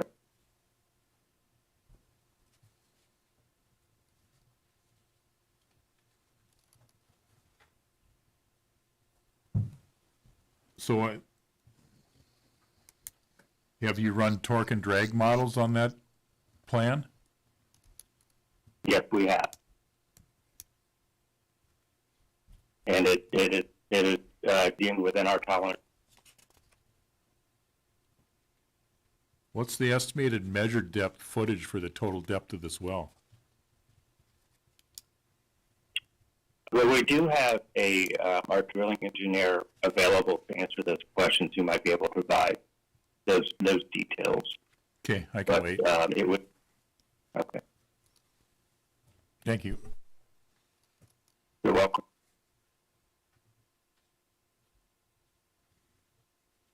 Ms. Jacoby? Yes. Do you solemnly swear or affirm under the penalties of perjury the testimony you're about to give in this matter will be true and correct to the best of your knowledge and belief? Yes. And Mark, just here where I'm going to have Ms. Jacoby go through her exhibits, but the drilling engineer, if you want specifics from him, we can call him after Ms. Jacoby's finished. So, Gabby, can I have you state your name, tell us by whom you're employed and what capacity, and give us your business address? Yes. My name is Gabrielle Jacoby. I'm employed by ConocoPhillips as a reservoir engineer for the Bakken asset. And my business address is 925 North Eldridge Parkway, Houston, Texas 77079. And Gabby, have you previously testified before the commission? Yes, And have you had your qualifications received as that of an expert? yes, And are you familiar with the engineering matters associated with this proposed spacing unit? Okay. I would move the testimony of Ms. Jacoby be received as that of an expert. Motion granted. And Gabby, let's start with Exhibit 3.1. Can you describe for us how you would propose to drill and complete the well? And if there's anything that you'd, like to prefer or defer to Jake, that's fine. But if I can just kind of have you initially take us through this exhibit. yes. I can review the wellbore schematic and Jake can answer any further questions. It would have 3 3/8 casing, followed by intermediate casing, then production casing, and finally a 4.5-inch cemented liner. And this will have approximately 100 stage completions due to the long lateral length. Okay. Then let's go ahead and move on to the next exhibit. And can you take us through the reservoir data? Summarize that. Yes, this unit area is 5120 acres with a true vertical depth of 11,000 feet and a net thickness of 128, a 7% porosity, and a 66% oil saturation. We plan on stimulating it with a high viscosity friction reducer based fluid and stopping the fractures. The oil gravity is 45 degrees API at 6 degrees Fahrenheit with a bottom hole temperature of 262 degrees. We estimate the gas-oil ratio to be 2480. The gas properties are 0.98 gravity and 1,165 MBTU per MCF. The reservoir pressure is estimated at 8,520 psi, and the formation volume factor is about 1.97 barrels per standard barrel. The oil place is estimated at 118 million barrels, and the primary oil recovery for this well will be 1,305 stock tank barrels, which would give about a 1.1% recovery factor. Okay. Let's move on to 3.3. Can you tell us what the economics would look like for the proposed well? Yes, we are roughly estimating the gross well cost to be $15 million for this well, with a working interest of 44.1% and a 37.1% revenue interest at a realized price of $60 per barrel and $2.75 per MCF, as well as the 1,305 stock tank barrel EUR. That would result in a 2.6 undiscounted profit to investment ratio and a 7,103,013% discounted cash flow and a payout of 3.6 years with an 89% rate of return. Okay. And Gabby, in your opinion, if the commission were to approve this spacing to allow for that development, would that prevent waste, protect relative rights, and prevent the drilling of unnecessary wells? Yes. Okay, I have no further questions. I'd offer the engineering exhibits and the gas capture plan affidavit. Exhibits are admitted. Any questions from the staff?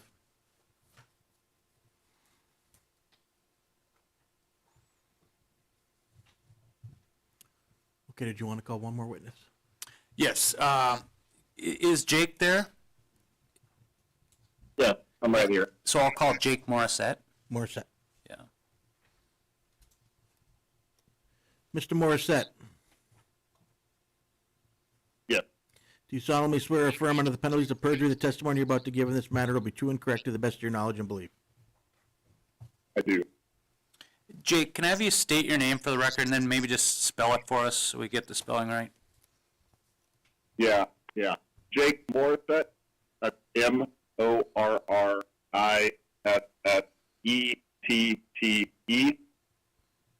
Okay. And Jake, can you tell us by whom you're employed and what capacity, and then give us your business address? ConocoPhillips. I'm a drilling engineer, and I work at 925 North Eldridge Parkway, Houston, Texas, 77079. And Jake, have you previously testified before the commission? Yeah, And have you had your qualifications received as that of an expert? yeah. Okay, I'd move the testimony of Mr. Morissette be received as that of an expert. Motion granted. And then, Jake, just briefly before, you entertain questions, I don't know if you heard Mr. Bohr's question, about the measured depth. Can you just briefly touch on that?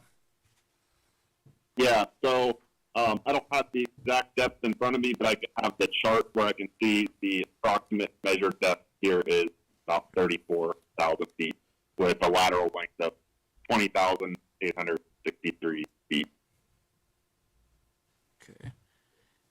And Mr. Examiner, that's all the questions that I had for Mr. Morissette at this time. Just wanted to make him available to address, any of those specific drilling completion related questions that staff might have. Okay.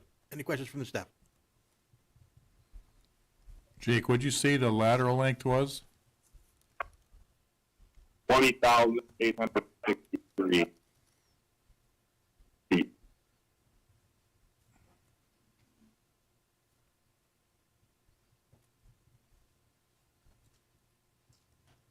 What kind of deviation do you have to backfill 3,200 feet? So I believe that was about a 45-degree tangent. Did you say 45? Yep. And that's assuming a deep surface casing, which is what we believe we'll need in this area.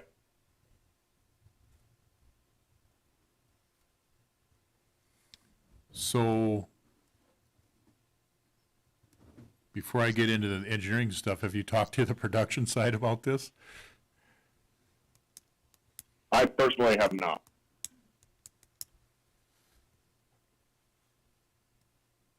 So, to drill this well, are you using any special type of rig or tools or tubulars?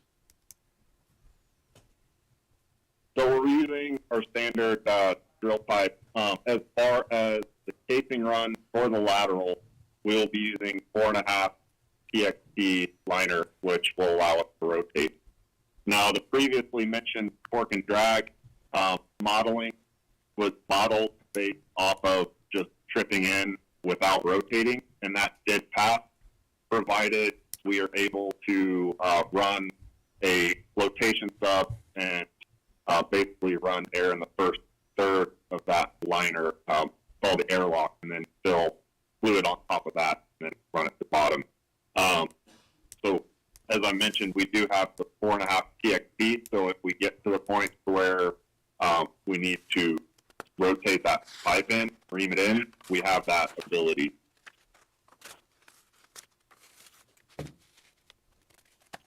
So did you say rotate in or ream it in? Well, rotate the pipe in.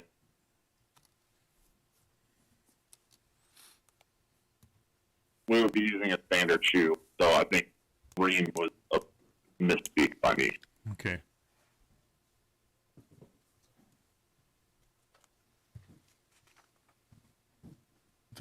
Do you or does ConocoPhillips have any experience in drilling this type of well?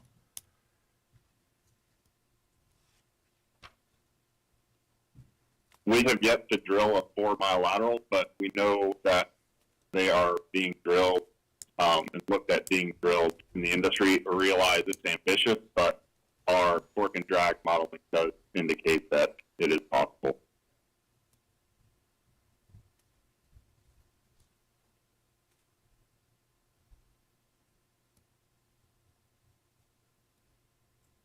And I assume if you get the liner to bottom, then you'll be able to perforate the entire length? Yeah, so we should be able to frack and pump down wire line without issues there.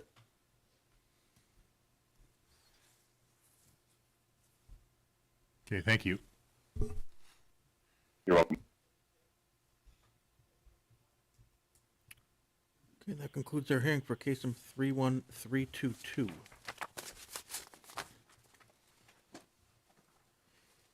Case number 31323, application of Petrohunt LLC for an order amending the applicable orders for the Elm Tree and/or Phelps Bay Bakken pools to allow the USA 153-95-13D-1 HS well located on an overlapping laydown 1280-acre spacing unit consisting of Section 13, Township 153 North, Range 95 West, and Section 18, Township 153 North, Range 94 West, Mackenzie County, North Dakota, to be drilled and completed in such fashion that the 7-inch casing shoe may be set less than 150 feet from the southern boundary, and a portion of the lateral which would be greater than 67 feet to the east line of Section 13 of the spacing unit as an exception to the applicable well location requirements, or granting such other relief as may be appropriate.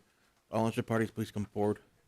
Thank you, Mr. Examiner. Wade Mann, P.O. Box 2798, Bismarck, North Dakota, appearing in this case on behalf of Petrohunt LLC.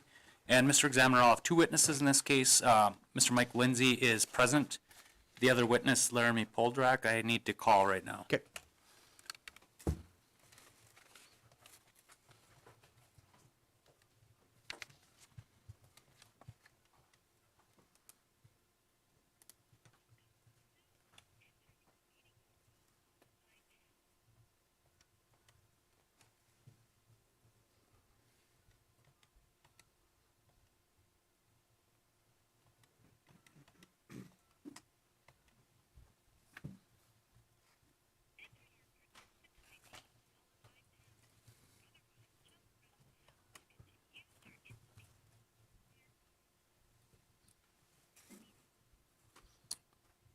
Laramie, can you hear me? Yep, I can hear you. We're live in the hearing room now. Okay. Mr. Lindsay, please raise your right hand. Do you solemnly swear or affirm under the penalties of perjury the testimony you're about to give in this matter will be true and correct to the best of your knowledge and belief? Yes. Mike, can I have you state your name, tell us by whom you're employed in what capacity, and give us your business address? Michael Lindsay, a landman with Petrohunt LLC. Address is P.O. Box 935, Bismarck, North Dakota, 58502.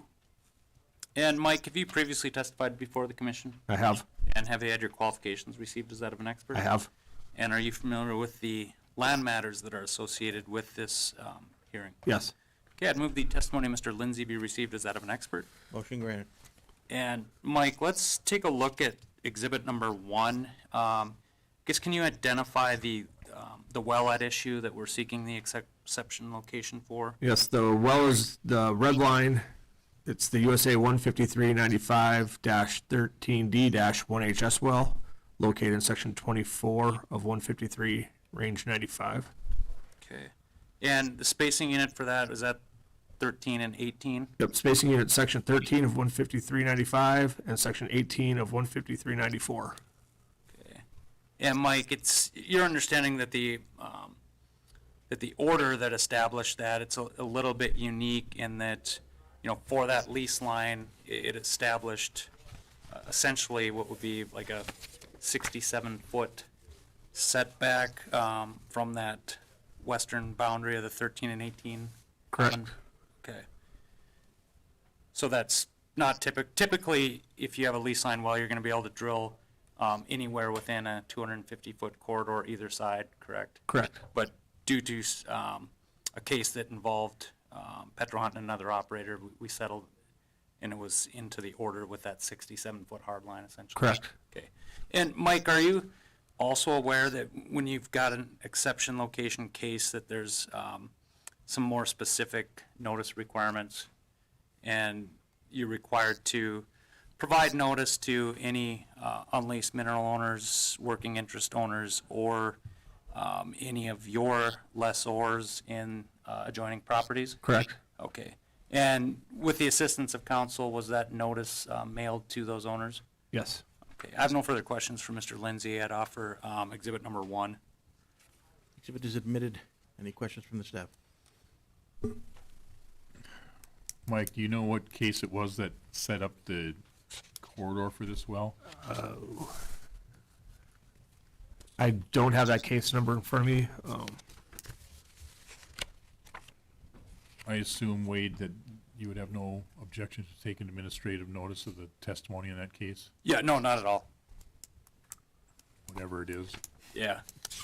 And I guess I should ask too, Mike, I think, you know, the other operator that was referenced, and it would be, you know, indicated in that order, was that Continental Resources? Yes. and they operate in section 18, is Yep. that correct? Yes. And have you reached out and communicated with Continental Resources with respect to this hearing? Yep, reached out to their landman. And did they have any opposition to Petro Hunt being allowed to continue to produce the USA well at Right. issue? Yeah, she said basically they have no problem with Petro Hunt testifying, that Continental has no objection. Okay.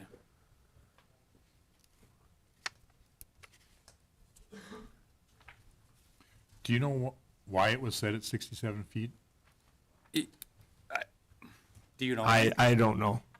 I was involved in the hearing, Mark. I can give, my opinion on it. I think there was, it was a disputed spacing, and sort of as an agreement or a compromise, I think the parties agreed that when Petro Hunt drilled that section line well, it would be placed, a certain footage to the west of the section line. In this case, I think it was 67 feet.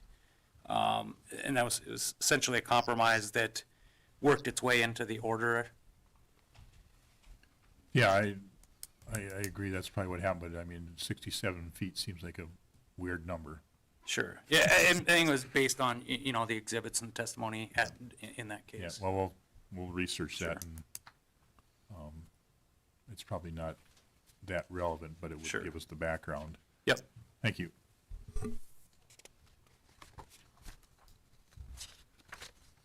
Mr. Poldrack, Morning. do you solemnly swear or affirm under the penalties of perjury the testimony you're about to give in this matter will be true and correct to the best of your knowledge and belief? I do. Laramie, can I have you state your name, tell us by whom you're employed and what capacity, and give us your business address? Sure. My name is Laramie Poldrack. I'm a drilling engineer with Petro Hunt LLC, and my business address is 2101 Cedar Springs Road, Suite 600, Dallas, Texas 75201. And Laramie, have you previously testified before the commission? I have. Have you had your qualifications received as that of an expert? I have. And Laramie, are you familiar with the drilling and completion of the USA 15395 13D 1HS well that's at issue? I am. Okay. I'd move the testimony of Mr. Poldrack be received as that of an expert. Motion granted. And Laramie, we've got a couple different things, I guess, going on here with this one. Maybe let's look at exhibit number 2, and if we can first address the where the well bore may have crossed that 67-foot sort of hard line. Sure. So just kind of chronologically, started the curve, kickoff point, 40 feet west of that 67-foot mark. So had every intention of having a pretty good buffer. We started drilling the curve and getting our build rates. Started seeing more and more push to the east. As we landed the curve on Exhibit 2, you can see right at the end of the curve we're 5 feet over or east of that 67-foot mark. So essentially, just as we were getting our build rates, just pushed way more and a lot faster than we anticipated to the east. Okay. What are we talking about? Like how far, east of that sort of arbitrary 67-foot hard line did we get? Sure. So at the actual end of the curve, we were 5 feet over that mark, that 67-foot mark. I can go into the unfortunate case of getting casing stuck, which didn't really help us get back over that 67-foot hard line as fast as we wanted. We had to drill through a lot of residual open hole with cement, so it just took a lot longer to get the good, clean drilling to get back over. So 5 feet at the end of the curve. The farthest east we ever got was roughly 10.5 feet over that line. And then the total measured depth or total vertical section that we were over that 67-foot mark is 671 feet measured depth. Okay. And Laramie, go ahead. No, sorry, just wanted to say on Exhibit 2, there's some more kind of an average distance. So we were we turned in that 670 foot mark, so the average there was only roughly 5 feet over, but did have a max of 10.5 feet. Right. And I don't know if you heard, we discussed previously with Mike, and I think the spacing unit for this well is sections 13 and 18, is that correct? Correct. So, I mean, the owners, all of the owners in 18 and 13 are going to be sharing, production from this well, correct? To my knowledge, yeah. Yeah, and under typical circumstances, this is a bit unique, but normally you would be allowed to have the section line well drilled, potentially as far east into 18 as 250 feet, correct? Correct. So, do you have any concerns in this case with this section line well, violating anybody's correlative rights by being, slightly across that 67-foot line? I do not. I mean, obviously, as we landed the curve, we reached out to everybody, talked about it internally, talked about it with everybody involved at NDIT as well as Continental. Have good relationships with all of the above, so saw no reason to go the tougher route, which you're plugging back, drilling a new curve, which could potentially cause more damage than just the 10 feet over this hard line. So I think overall everyone went the best path for everybody to move forward with. Sure. Let's move on to Exhibit 3. We've got that. There's also the issue with the at the heel of the well with the casing and that 150-foot heel setback. Can you describe kind of what happened there and what we're looking at with that casing at the heel? Sure. So landed the curve, got our projection to bit. We were roughly 228 feet from that south line, so crossed the 150-foot setback as normal. Everything looked good. Coming out, we had some issues with the upper shell, had to wash and ream that quite a bit. Again, everything looked good by the time we were coming out, just a few cleanup cycles. Ended up getting our 7-inch casing stuck in that upper shell. And so, long story short, the two things that kind of to address is one, where the shoe ended up, and then also where we perforated above our float collar to actually be able to get a cement job. So talked with everybody at the NDIC.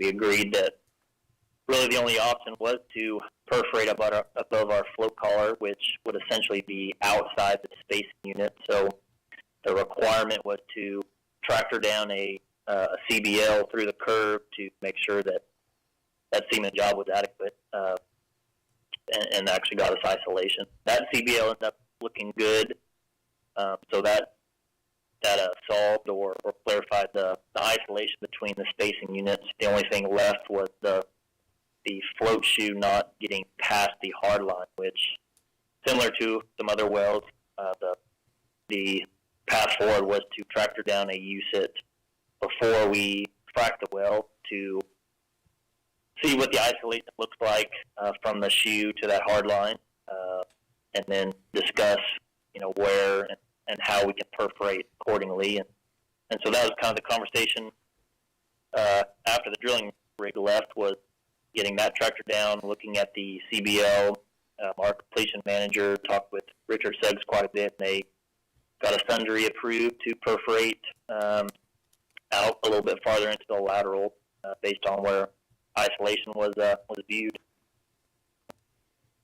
Okay. That is all the questions that I have for Mr. Poldrack. I'd offer the Exhibits 2 and 3. Exhibits are admitted. Any questions from the staff? Laramie, where did you shoot the perforations at? So of course I have most of everything at measured depth. And that's fine, I want it measured depth. Okay, so the 7-inch casing shoe was stuck at 10,905 feet. We ended up perforating roughly 5 feet above the float collar, so perforated at 10,801 foot measured depth.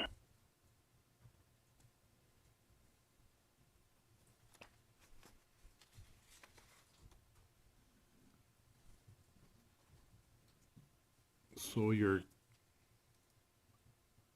that's roughly 100 feet above your shoe, Correct. and you were able to successfully circulate cement at that point? Correct. We were stuck and packed off right at the float shoe, so pretty much everything above our shoe track and perfs was good and clean to circulate. So you said you tracked it in a CBL, and that was on the 7-inch, I assume? Correct. Through the 7-inch and essentially drilled out the shoe so we could get everything logged actually out into the curve a little bit more. And you cemented in your liner? Correct. Did you run any type of evaluation log on that? Yeah, so once we set our liner and performed that cement job, drilling rig left, our tow prep crew came in and they tractored a CBL or a USET log out into the lateral, so able to evaluate all the way through the curve and out past our hard line to look where we have isolation.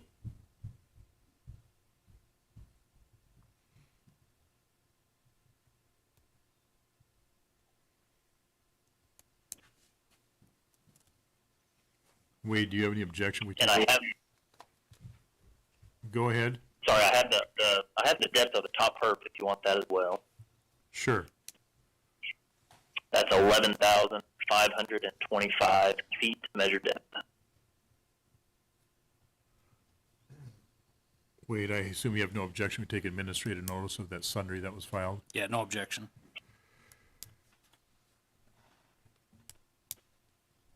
Okay, thank you. Jeremy, what's Petro Hunt's internal buffer when drilling next to hardline? 50 feet is a good safety factor we start with.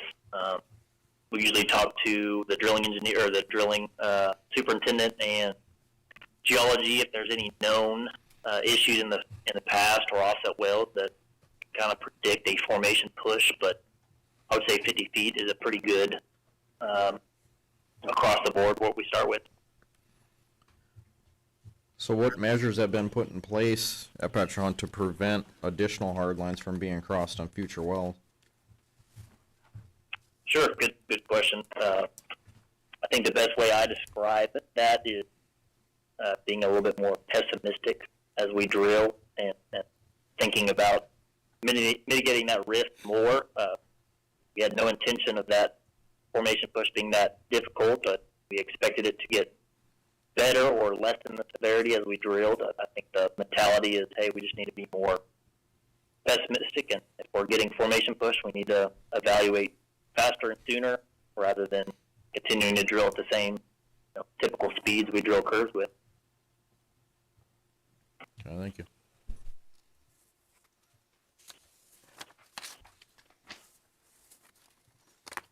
Okay, that concludes our hearing for case number 31323.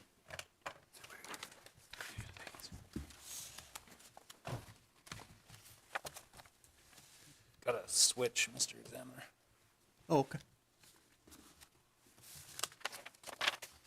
Case number 31324, application of Dakota Energy LLC for an order amending the applicable orders for the Juneau Bounty School and Paulson Bakken Three Forks Pools, Divide County, North Dakota to 1, establish stand-up 1920 acre space units for sections 24, 25, 36, Township 163 North, Range 97 West, sections 19, 30, and 31, sections 20, 29, and 32, and sections 21, 28, and 33, Township 163 North, Range 96 West, and lay down 1920 acre space units for sections 16, 17, and 18, Township 163 North, Range 96 West, in sections 4, 5, and 6, Township 162 North, Range 96 West, and authorize 4 horizontal wells to be drilled on such unit.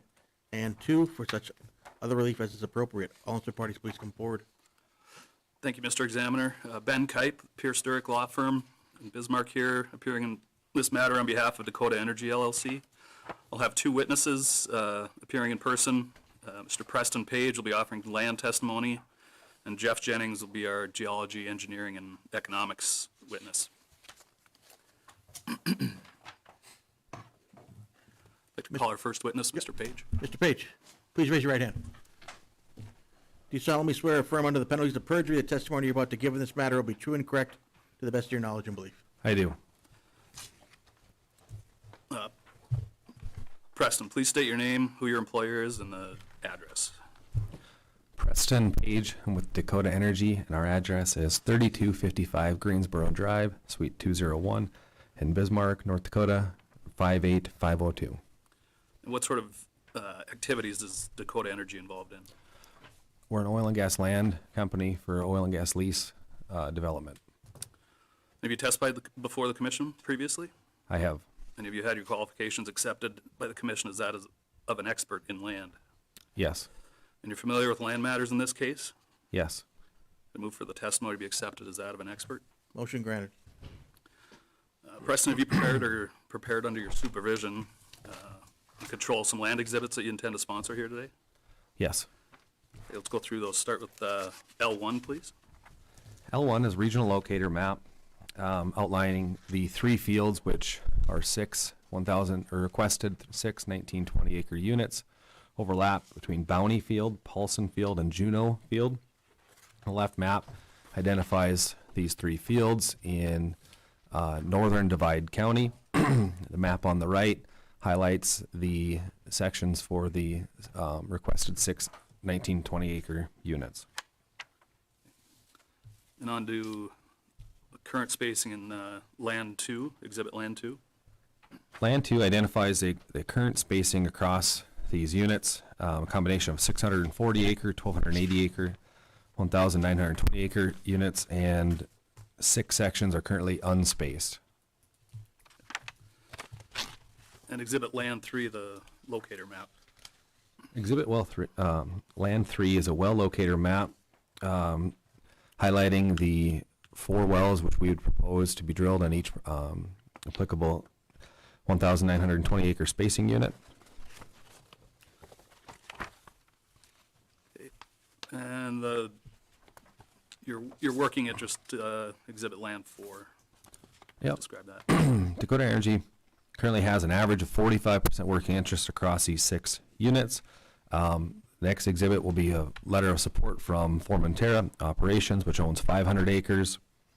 Dakota Energy has 5,251 acres leased. There's 4,000 acres which are unleased. 2,145 acres are leased by others, of which 500 acres has given us support, and an additional 1,117 acres is owned by the state of North Dakota, which those oil leases expire predominantly in mid-2025. I go through each unit. Township 162, Range 96, Section 4, 5, and 6. Dakota Energy has 65% working interest. Township 163, Range 96, Section 16, 17, and 18. Dakota Energy has 45% working interest. Township 163 North, Range 96 West, Sections 19, 30, and 31. Dakota Energy has 41% working interest. That does not include the 500 acres which Formentera currently owns in Section 31. Township 163 North, Range 96 West, Sections 20, 29, and 32. Dakota Energy has 52%. Township 163 North, Range 96 West, Section 28, or 21, 28, and 33, you have 40%. And Township 163 North, Range 97 West, Sections 24, 25, and 36 have 29%. Okay, and you mentioned the letter of support from Formentera, Land Exhibit 5. Just briefly summarize that. Yep. Formentera currently operates the Isaac 31-06 MBH in Section 31.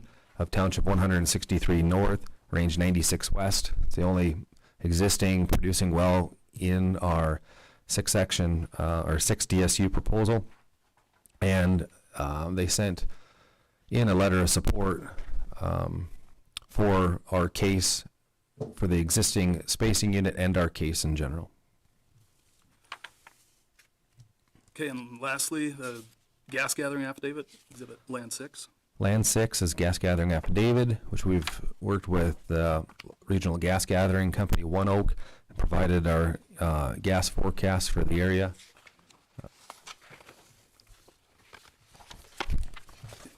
I have no further questions. I'd offer the land exhibits for the record. Exhibits are admitted. Any questions from the staff?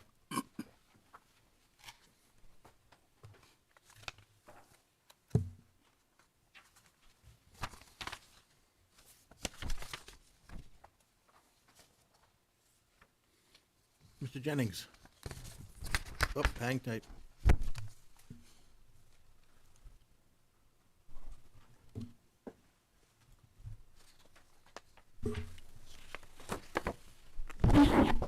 So Preston, currently, we have 2 stand-up 1920s and an overlapping lease line 1920, consisting of 32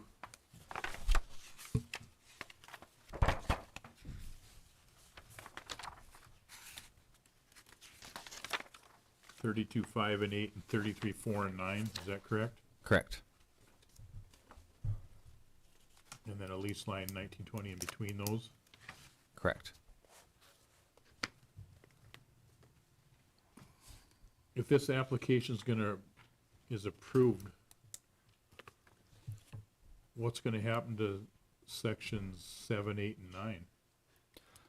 Those sections are outside of our proposed units. Could be developed as a laydown 1920, possibly.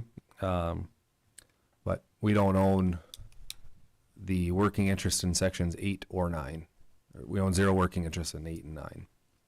So 6 and 7 are currently a stand-up 1280, is that correct? Correct. So if we take section 6 out of that 1280, what's gonna happen to section 7? 7 could be developed to 7, 8, and 9, possibly. Are there plans for that? We do not have any. So if nobody has plans to develop 7, 8, and 9 as a lay down 1920s, section 7 is just out of luck? We are working interest owners and mineral owners in section 7, but we aren't able to find any other way to develop that with the rest of the acreage we own to the north.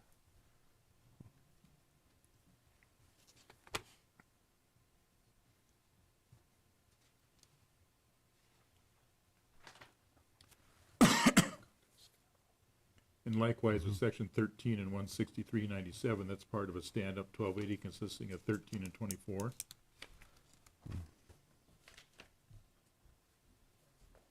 Correct. And what's going to happen to section 13 if this is approved? 13, we haven't gone that far north in our leasing on that. Other ways it could be developed. Sections 1, 12, and 13 would be an ideal 1920 acre uniform spacing unit.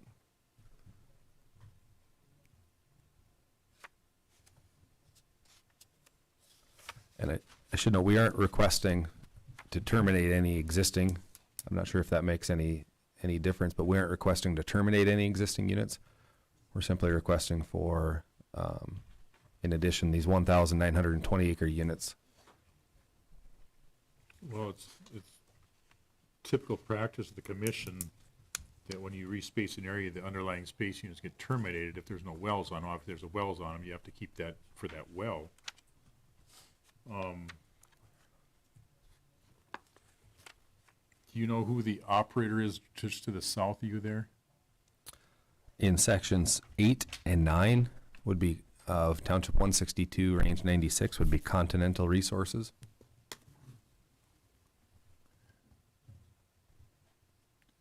And how about to the south of them where those 1280s have been developed? Who's that? I believe that's also Continental Resources.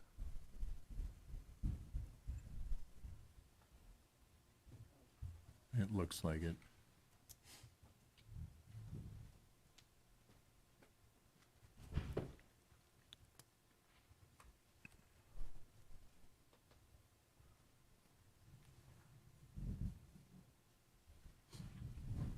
Okay, thank you.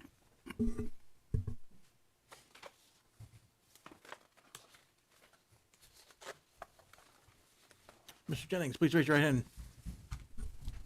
Do you solemnly swear or affirm under the penalties of perjury the testimony you're about to give in this matter will be true and correct to the best of your knowledge and belief? I do.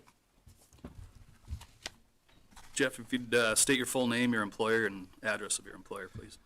Jeffrey Jennings, employed by Harris, Brown, and Clemmer, 2936 Hogan Drive, Bismarck, North Dakota, 58503. I've been retained by Dakota Resources to provide testimony. Just clarify Dakota Energy. I mean Dakota Energy, excuse me. I mean Dakota Energy. And what capacity are you employed at Harris, Brown, and Clemmer? I'm actually I'm the owner of the company, but I'm a geologist. We're a consulting geology firm. Okay. Have you testified before the commission previously? Yes, I have. Does that testimony involve both geology and engineering? That is correct. Okay. Has your testimony been accepted as that of an expert in geology and engineering? Yes, it has. It offer this witnesses further testimony as an expert in geology and engineering. Motion granted.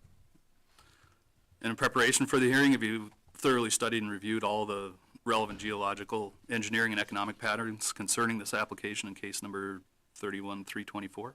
Yes, I have. And have you prepared or had prepared under your supervision and control the geology, engineering, and economics exhibits that you intend to sponsor today? Yes, I have. Okay, let's start with Geology 1. Geology 1 is a cross-section, consists of 6 wells. The index map shows AA prime, which is generally is from the west to the east. And what I'd like to point out on here is that the middle Bakken here is approximately 60 feet in thickness. Okay. Moving on to Geology 2. Geology 2 has 2 exhibits on here, combined with 2 exhibits. One is a structure on the Bakken, and the other one is a type section log.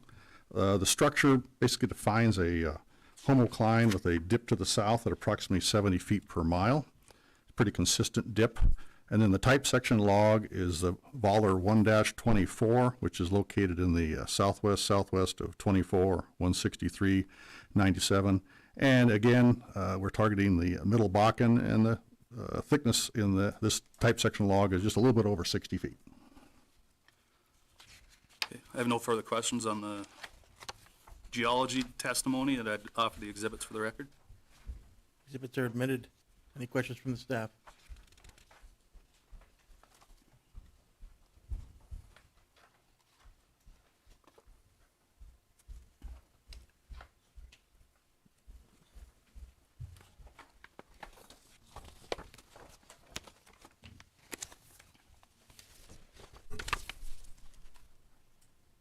Jeff, on these space unit developments, and I guess Preston, you can answer this if it's more appropriate, but are you gonna batch drill all 4 wells in a spacing unit? Ideally, yes. The cost savings, it's about the only way that this could economically be developed is drilling 4 wells at a time. And which spacing unit would you start with?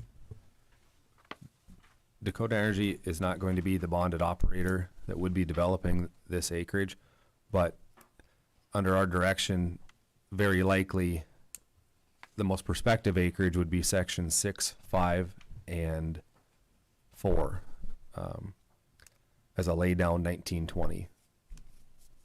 So it's slightly deeper, slightly thicker Bakken, so we believe that's a most prospective place to start.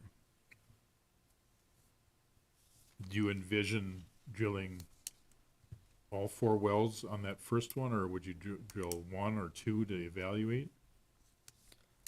Ideally, in a perfect scenario, it would be full development right away. There's more development in the area, which you're going to have coming up hopefully to get a better idea of what the geology there looks like with a longer lateral. But ideally, it would be full development from the beginning. But there is a possibility of drilling off a single pad in section 6, drilling north, and then a laydown in 6, 5, and 4, or the opposite, section 4 and drilling north through 33.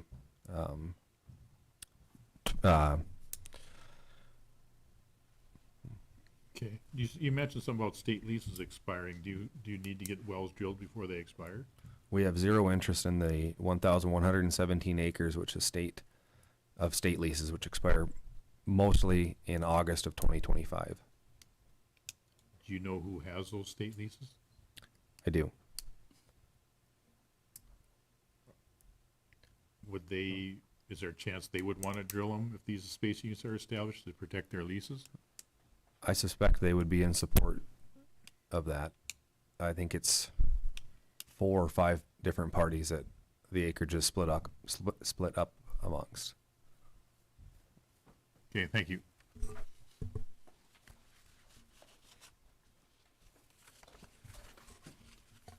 Anything further from staff on geology? What would your timeline be for developing the first pad? Again, this is all subject to being able to be respaced, so we're drilling a longer lateral in this, but ideally, in a year to 2, we have 5-year leases, so we're 4 months into those 5-year leases. So in the next year or 2, we'd need to start developing at least the initial unit. And then after drilling that initial unit, how long would you evaluate before coming back to the area? Most ideally, you could come in and drill 4 to 6 wells at a time, getting the most efficiencies. Our AFEs that have been put together is an average of 4 wells drilled at once. So that'd be the most ideal development schedule.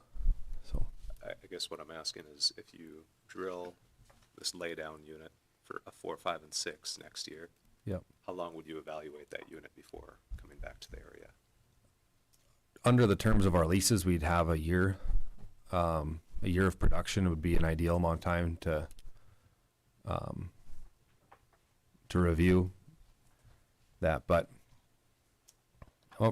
depending on market conditions at any given time, I mean that's a moving target, which is difficult to answer. But sure, thank you.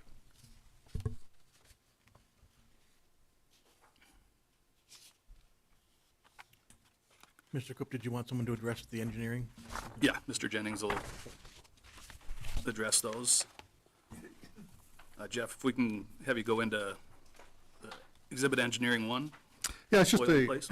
it's a summary of the parameters that we're looking at in here. The lithology is a dolomitic siltstone, estimated bottom hole temperature of 225 degrees, and gravity is not surprisingly is about 43 API. In here, the spacing unit, of course, we're looking at 1,920 acres, and we're looking at about an average of 60 feet of thickness in the middle Bakken. Calculating out about original oil in place, a little over 13 million barrels, and estimated ultimate recovery per well of a little under 600,000 barrels of oil, with a recovery factor per well about 4.5%. Okay, and then on to Exhibit Engineering 2. This summarizes how we perceive the development of these wells to go. Looking at drilling a surface casing hole of 13¼ inch, setting 9 5/8 surface casing, and cemented to surface. Estimated depth of that would be 1,500 feet, or as recommended or ordered by the commission. We would then drill an 8 3/4 inch hole, land that in zone in the middle Bakken, set 7-inch production casing, cement that in, and then drill out with a 6-inch hole out to the total depth, approximately 15,500 foot of lateral. After that, we run a 4.5-inch liner, cement that in place, and then do a 50-stage frac. And also, we'd also be running a 4.5-inch frac string for protection of the uphole aquifers. Okay.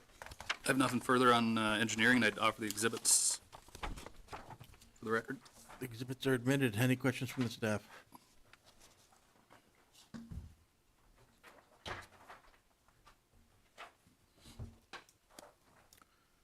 All right, that concludes our hearing for, Are you gonna cover the last exhibit, Econ 1? Oh, the economic, you mean? Yes. Yes, that's the next exhibit when we're done with the engineering. oh, you have another, some further testimony. Okay. Now you can proceed. Okay, Jeff, let's, that Econ 1 exhibit, give us a summary on that, please. Yeah, the economics that we've worked up on this, we're looking at an initial production rate of 800 barrels of oil per day for each well. The AFE is projected at $8.76 million per well, using a lease operating expense of $8,000 per month, and then an additional $2 per barrel of oil and $2 per barrel of water, with a royalty burden of 20%. Also using a $70 oil price and a $2.50 gas price. Throwing that into the equations, so you come up with a payout time of about 1.3 years. Internal investment about 69, or internal rate of return 69%. And then the PV10, there's a typo on here. It shows 7.26 million. I don't consider this to be a material change, but the actual PV10 is 7.61 million. And based on what we're looking at in here with 3-mile laterals, this looks to be an economic viable project. Okay, and in your opinion, will the requested relief prevent waste, protect correlative rights, and prevent drilling unnecessary wells? Yes, it will. I have no further questions and offer the Econ 1 exhibit for the record. The exhibit is admitted. Any questions from the staff?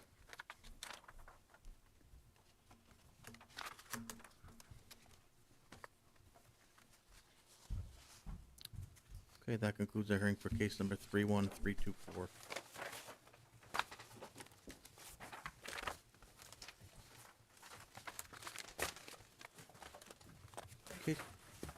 Case number 31325, application of Phoenix Operating LLC for an order amending the applicable orders for Big Stone Bakken Pool to establish an overlapping 5120 acre spacing unit described as sections 5, 6, 7, 8, 17, 18, 19, and 20, Township 159 North, Range 98 West, Williams County, North Dakota, and to authorize one horizontal well to be drilled in such unit and granting such other relief as may be appropriate. All interested parties, please come forward. Yes, Mr. Chairman, Tom Throne, P.O. Box 6590 in Sheridan, Wyoming, appearing on behalf of the applicant, Phoenix Operating. I have a total of 3 witnesses. One here is Mark Johnson, the land witness, and 2 on the phone will be Nick Daniele for geology and Eric Chevy for engineering, and I need to get them on the telephone. I'm sorry, could you say the last name of the last person? Chevy, S-H-I-V-E-Y. I mispronounced it the last hearing.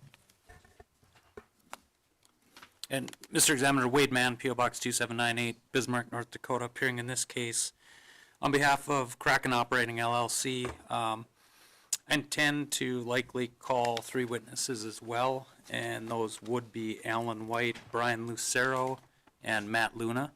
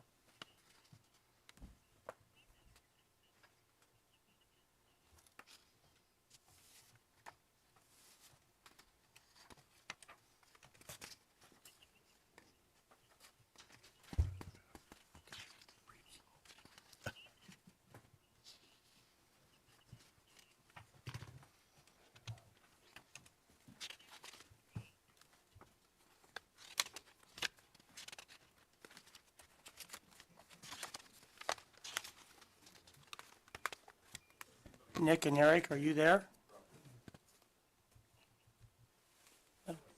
Okay, you're going to go into the hearing room. Nick and Eric, can you hear me? Yep. Yes, I can. Two of the staff just had to step out for a second, so we'll just take a quick little. Oh, not a problem.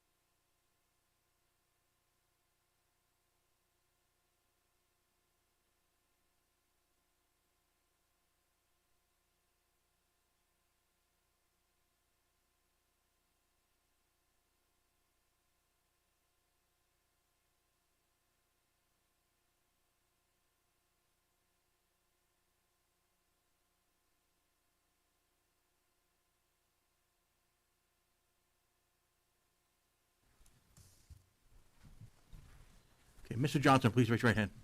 Do you solemnly swear or affirm under the penalties of perjury the testimony you're about to give in this matter will be true and correct to the best of your knowledge and belief? I do. Mark, would you please state your name and work address for the record? My name is Mark Johnson. I'm employed by Phoenix Operating LLC. My work address is 4643 South Ulster Street, Suite 1510, Denver, Colorado 80237. And for whom do you work and in what capacity? I work for Phoenix Operating. I'm the Executive Vice President of Land, Regulatory, and HSE. And have you previously been accepted as an expert witness in petroleum land matters? I have. And are you personally familiar with the lands that we are discussing today? I am. I would ask that Mr. Johnson be admitted as an expert witness in petroleum land matters. Motion granted. Have you prepared or caused to be prepared certain exhibits for this hearing? I have. Starting with Exhibit 1, please describe the lands that are subject to this hearing and actually the subsequent hearings as well. Exhibit 1 is just a regional map that shows, you can see our highlighted units in the area. The proposed unit we're speaking about today is in section 15998, and you can see the blue arrow depicting that. Exhibit 2 zooms in on it a little bit further so you can see it a little bit better. And the proposed 5120 area spacing unit is sections 5, 6, 7, 8, 17, 18, 19, and 20 of 15998. Okay, and then moving on to Exhibit 3, please describe Phoenix working interest in this particularly proposed unit.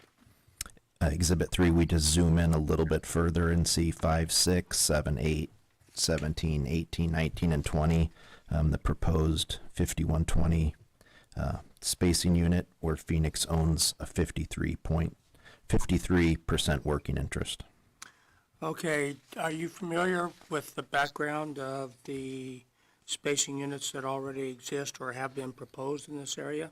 Yes, in August of this year, Phoenix appeared spacing 5, 8, 17, and 20 as a 4-mile unit. And that was case 31089, which we have not received a order for yet. And are you familiar with operations in 6, 7, 18, and 19? I am. Please describe those for the commission. Kraken currently has a rig in section 19, drilling north and south, 3-mile units. And if the commission approves this particular application, does Phoenix anticipate cooperating with the other working interest owners? We do. And did you execute the gas capture affidavit that's attached as Exhibit 11 to the packet? I did. I have no further questions for Mr. Johnson and would ask that Exhibits 1, 2, 3, and 11 be admitted into the record. Exhibits are admitted. Attorney Mann, any questions? Just a couple more. Mark, what's your ownership interest in 5, 8, 17, and 20? I don't have that in front of me. Wade, I just know the total of the 5120 is 53%. Okay. Do you own anything in 29 and 32?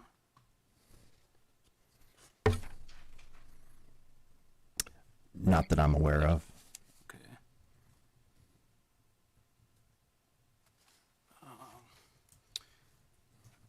Mr. Examiner, I was going to cover this with maybe the engineer, but I think I'll cover it with Mark too. It'll be easier with him here.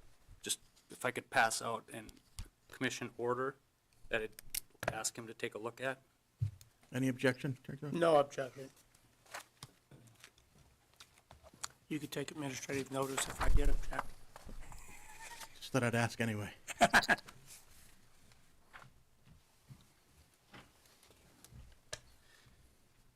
And Mark, I know you haven't had an opportunity to, look at this. It is a Phoenix case, so you may or may not be familiar with it.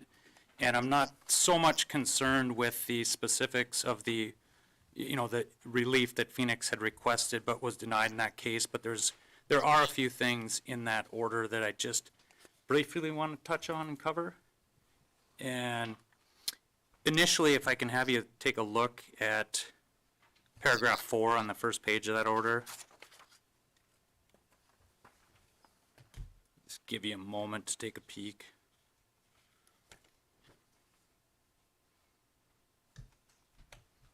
And that essentially indicates that the commission in that case incorporated the record from a different case, being 30665, due to the interrelated nature of the two cases. And that allowed the commission to provide, all that relevant information from that other case to assist in making a decision in this case 30542. You see that? I do. And it indicated that Phoenix and Hess, Kraken, Petrohunt, and Whiting, none of them objected to that. And then very next paragraph, paragraph 5, it kind of describes what that case was about, the 30665, that the commission had incorporated, the record from that case, into the case that you're looking at. You see that? I do.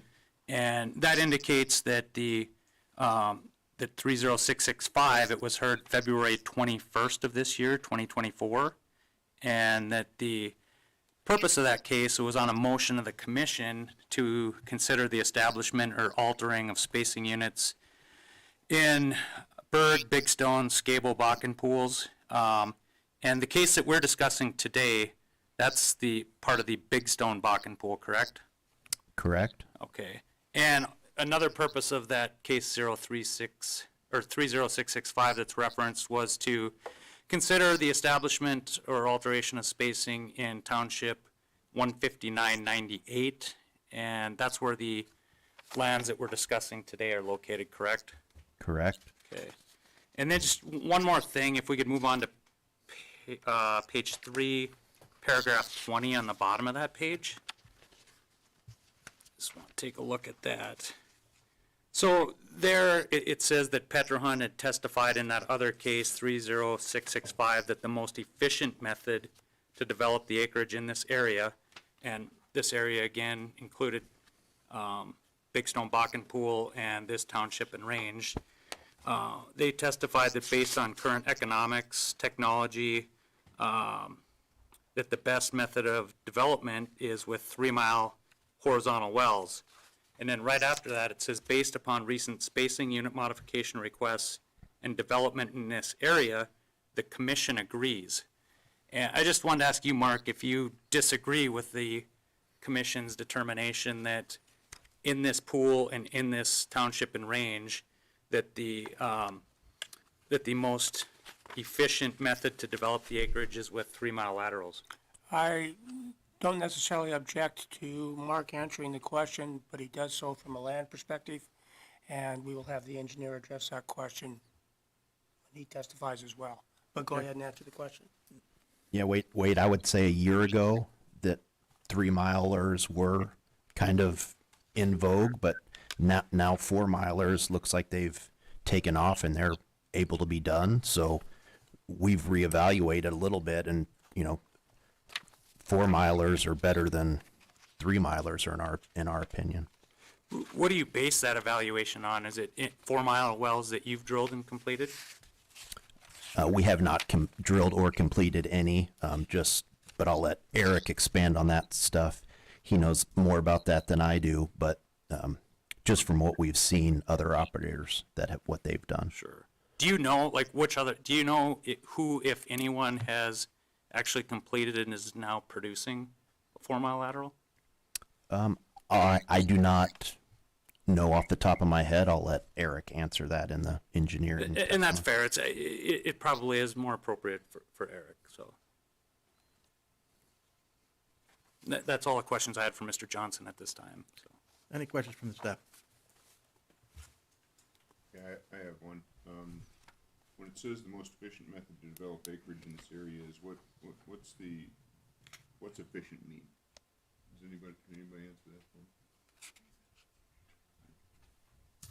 What do I do? You hit the button. There you go. What does the words most efficient method to develop the acreage mean in this case? Is it economically efficient? Is it from a reserve standpoint? Anybody have an idea of that? I don't have an idea what the commission was talking about. Okay.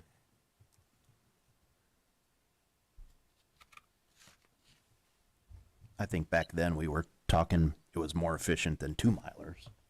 From an economic standpoint or Yes. Reserve recovery? Economic standpoint.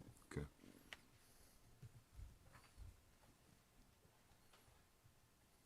Thank you.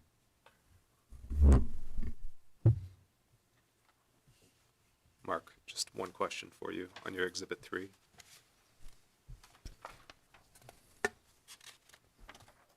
It looks like there's a lateral in section 18 and 19. Is that accurate? That is not accurate. That was a permit that was canceled from. Okay, so it was planned.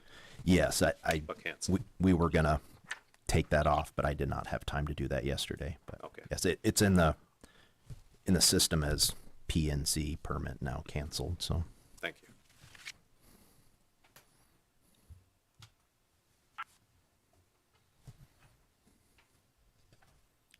Attorney Thorne, any redirect? No redirect. Mr. Daniele, Yes, sir. do you solemnly swear or affirm under the penalties of perjury the testimony you're about to give in this matter will be true and correct to the best of your knowledge and belief? Yes, sir.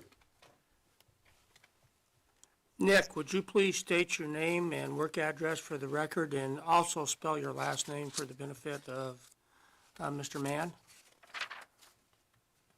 Sure. Nick Daniele, last name Daniele. I work at 4643 South Alter Street, Suite 1510, Denver, Colorado 80237. And for whom do you work and in what capacity? Phoenix Operating LLC. I'm the Vice President of Geology. And have you previously testified before this commission as an expert in petroleum geology? Yes, I have.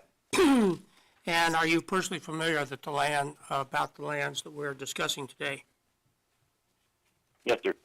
I would ask that Mr. Daniele be accepted as that of an expert witness in petroleum geology. Motion granted. Nick, have you prepared or caused to be prepared certain exhibits for this hearing? Yes, sir. Starting with Exhibit 4, would you please describe the structure in this area? Sure. Exhibit 4 is a subsea structure map created on top of the Middle Bakken Formation. The proposed 5120-acre spacing unit is highlighted with red. Various other Phoenix units are highlighted with black. Horizontal wells, the black circle at the toe are Middle Bakken horizontal, and the purple wells are Three Forks horizontal. In this area, the Middle Bakken dips from north to south slightly. The structure map shows a 50-foot contour interval. And does this exhibit have a arrow marked with a type log? Yes, sir. And does it also have a line AA prime? Yes. And is that your cross-section? Yes, sir. Moving on to Exhibit 5, would you please identify the type log on this cross-section and also describe the contents of the cross-section? Sure. This cross-section is from A to A prime, from west to east. The type log is Middle Well, which was used for the reservoir properties shown below in the box. The left track is gamma ray, the middle track is resistivity, and the right track is porosity for each of the well logs. And are the reservoir characteristics that you anticipate also shown on Exhibit 5? Yes, sir. Would you please describe them? Yeah, using the type log Middle Well, the reservoir properties are an average porosity of 8%, average water saturation of 42%, gross average thickness of 58 feet, using a BOI of 1.5 that yields about 8.9 million barrels of oil in plate per section. And is the Middle Bakken present and continuous across the whole proposed spacing unit? Yes, sir.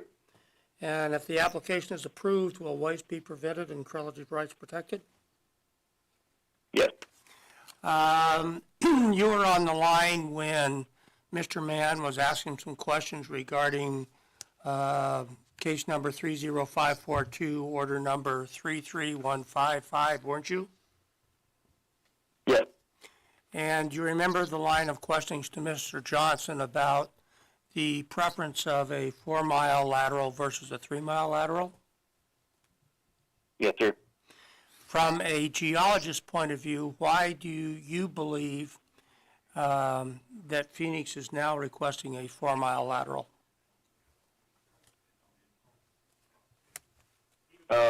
We're requesting a 4-mile lateral based on how the unit is set up. We know 3-milers economically are better for us than 2-milers, and we would have had to set this up as 2 2-mile units.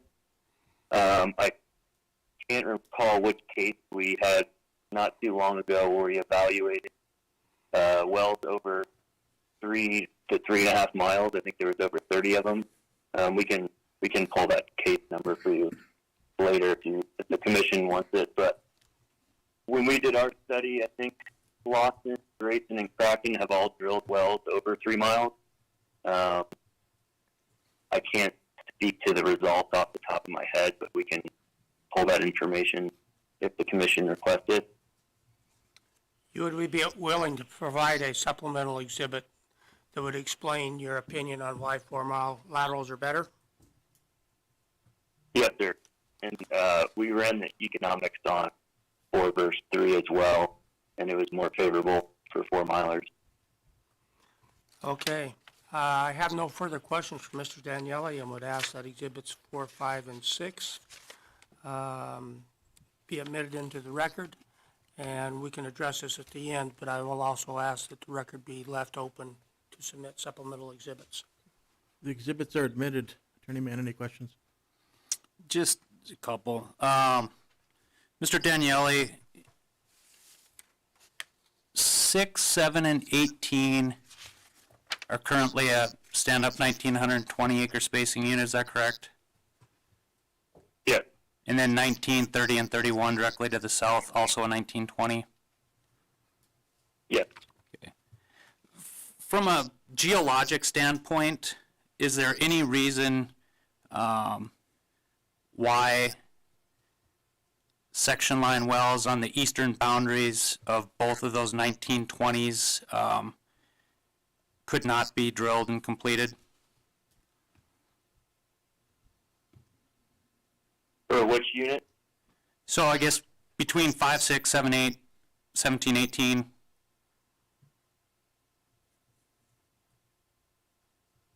And then also to the south, 19, 20, 29, 30, 31, 32. Yeah, we find wells to be drilled there. Okay. And from a geology standpoint, is there any reason in this case why a 4-mile lateral would be preferable to a 3-mile lateral? That would be an econ question for Eric, but we own the 53% of this unit, and we believe in the 4-mile in this area, and we have economics to back that up. Yep, understood, but I'm talking just about from a geology standpoint, any reason why a 4-mile lateral would be better than a 3-mile lateral in your opinion? In my opinion, for the economic. I'm not talking about economics, just talking about the geology. Well, the geology ties into economic. Is there any reason with respect to like the structure underlying these lands, you know, or any other variables with respect to geology, why a 4-miler would be better than a 3-miler? No, that would be purely from the engineering side. Okay. The rock's the rock. Sure, thank you.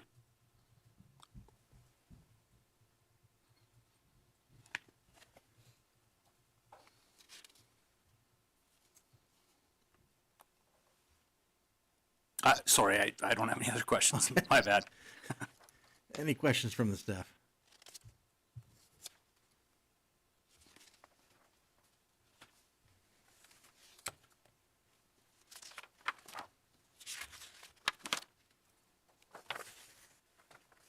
Attorney Throne, any more redirect?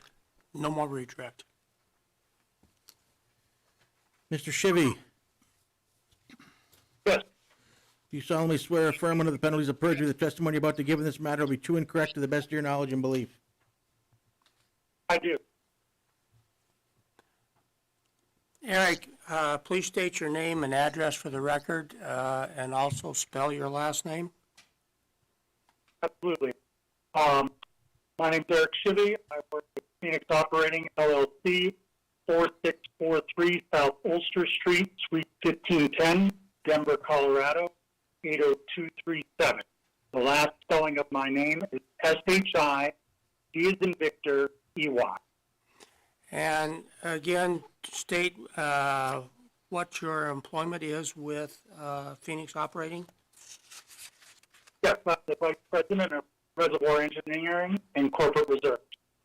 And have you previously testified before this commission as an expert in petroleum engineering? Yes, I have. And are you personally familiar with the lands that we are discussing today? I am. I would ask that Mr. Chevy be admitted as an expert witness in petroleum engineering. Motion granted. Eric, have you prepared certain exhibits for this hearing? Yes, I have. Starting with Exhibit 6, describe the wellbore diagram that you anticipate. Sure. Brief summary, we're going to be drilling surface to TD, casing to approximate TD of 2,000 feet and install 9.5 inch casing, cement to surface. We would then be drilling our intermediate section, kicking off 500 feet above the Bakken target to land vertically in the middle box section. This would be 7-inch casing, planning to get the top of cement to 1,500 feet. Then we would be drilling our lateral and installing 5-inch, 18-pound buttress threaded coupling casing in submitting that. Okay, moving on to Exhibit 7. Would you please describe Phoenix's anticipated development of the proposed spacing unit? And I would also like you to discuss the proposed development in the spacing unit Phoenix got it applied for at the August hearing of 5/8/17 and 20. Sure. We're showing here the proposed 1520 acre lease line unit with the dotted green line there, the Bakken well that we're proposing. In addition to that well, we'll be batch drilling this with the 4 other wells in the that you're referencing in the previous case in 5/8/17 and 20. So again, all 5 of the wells will be batch drilled at the same time and also completed at the same time. So Phoenix is anticipating drilling this area at the same time, and if the commission authorizes it, when do you anticipate this drilling to occur? Currently, we have it in early 2026, but honestly, looking at the rig schedule I'm working with right now, I would not be surprised if this moves up to second quarter of 2025. Okay. Have you heard the discussion by questions of Mr. Mann on why 4-mile laterals versus 3-mile laterals? Yes, I have. And have you had an opportunity to study why a 4-mile lateral is being proposed here instead of a 3-mile lateral? Yes, and it's been mentioned numerous times, but it is purely driven by economics.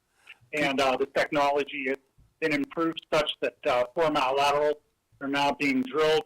I believe the question was asked about drilling. I know Ford just recently spud to TD'd a well in just under 12 days, but the rig release was 15 days, so the timing has gotten much quicker. Not really familiar with all the completions going on involved, but we have been running torque and drag models on our current 3-mile laterals with a snubbing unit for stick pipe, and we feel confident we can get out to 4 miles cleaning out the wells after post-completion drilling the plug. I'd like to add, we're planning between 105 to 110 frac stages in these 4-mile laterals. And briefly describe why the 4-mile lateral, in general terms, is better than a 3-mile lateral in this area, based on your analysis. Again, it goes back to economics. With current commodity price, 4-mile laterals yielding approximately a 45% internal rate of return, and 3 miles in the area around 35. So we're 35% rate of return. So we're just feeling it's truly an economic decision. We're making more money with 4-mile laterals. And would you be willing to submit a supplemental exhibit that demonstrates your analysis? Yes, we can do that. Now, have you also studied why there is a reason to approve a lease line well that we are proposing? Yes, and that kind of goes into Exhibit 8 and 9, which follow. It really kind of summarizes what we feel is optimal spacing in this area. Starting with Exhibit 8 and then moving on to 9A and 9B, please explain your rationale. Sure. In Exhibit 8, bracket development, initially, this is in Township 15999. There's two existing 2-mile laterals, 17 and 20, and 16 and 21.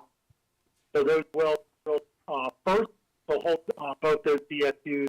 At a later date, 3-mile laterals drilled the Lyman wells, and the spacing between all those are about 1,100 feet apart. And that's, what we're planning on development-wise in our DSU. Going on to Exhibit 9, just showing those 2 older wells in blue there, their cumulative production of oil over time, they're well over 70 months of production. We flagged where the time of the offset infill development occurred, which are the lines on the east, the Lyman wells.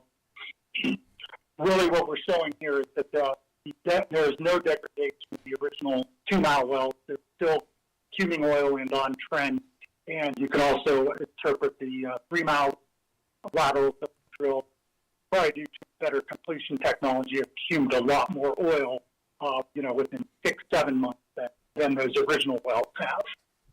And you're referring to Exhibit 9A, isn't that correct? Correct. Okay. 9B is also just a rate time plot. Okay, now discuss 9B. 9B, and I'm flipping over to that, you can see that what we're showing here is the time of infill development. I'll see the right there around February of 2023. You see the 2 blue wells, the existing 12 2-milers were shut in for a period of time for drilling and offset frac protect, but after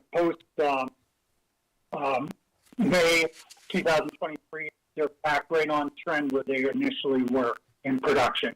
And we've also back and established 3 additional wells in the unit producing. So we feel like, again, that optimal spacing in this area is about 1,100 feet apart. And it also fits in with the original oil in place, justifying recovery factors. We feel comfortable between 10 to 13% of the oil in place. So you believe the lease line well is necessary in order to recover additional hydrocarbons? Absolutely, yes.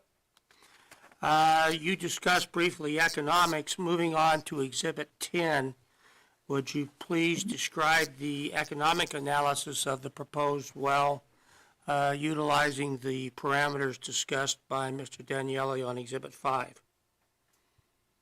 Sure. Top part is there, in a nutshell, we're anticipating about a 680,000 barrel oil well.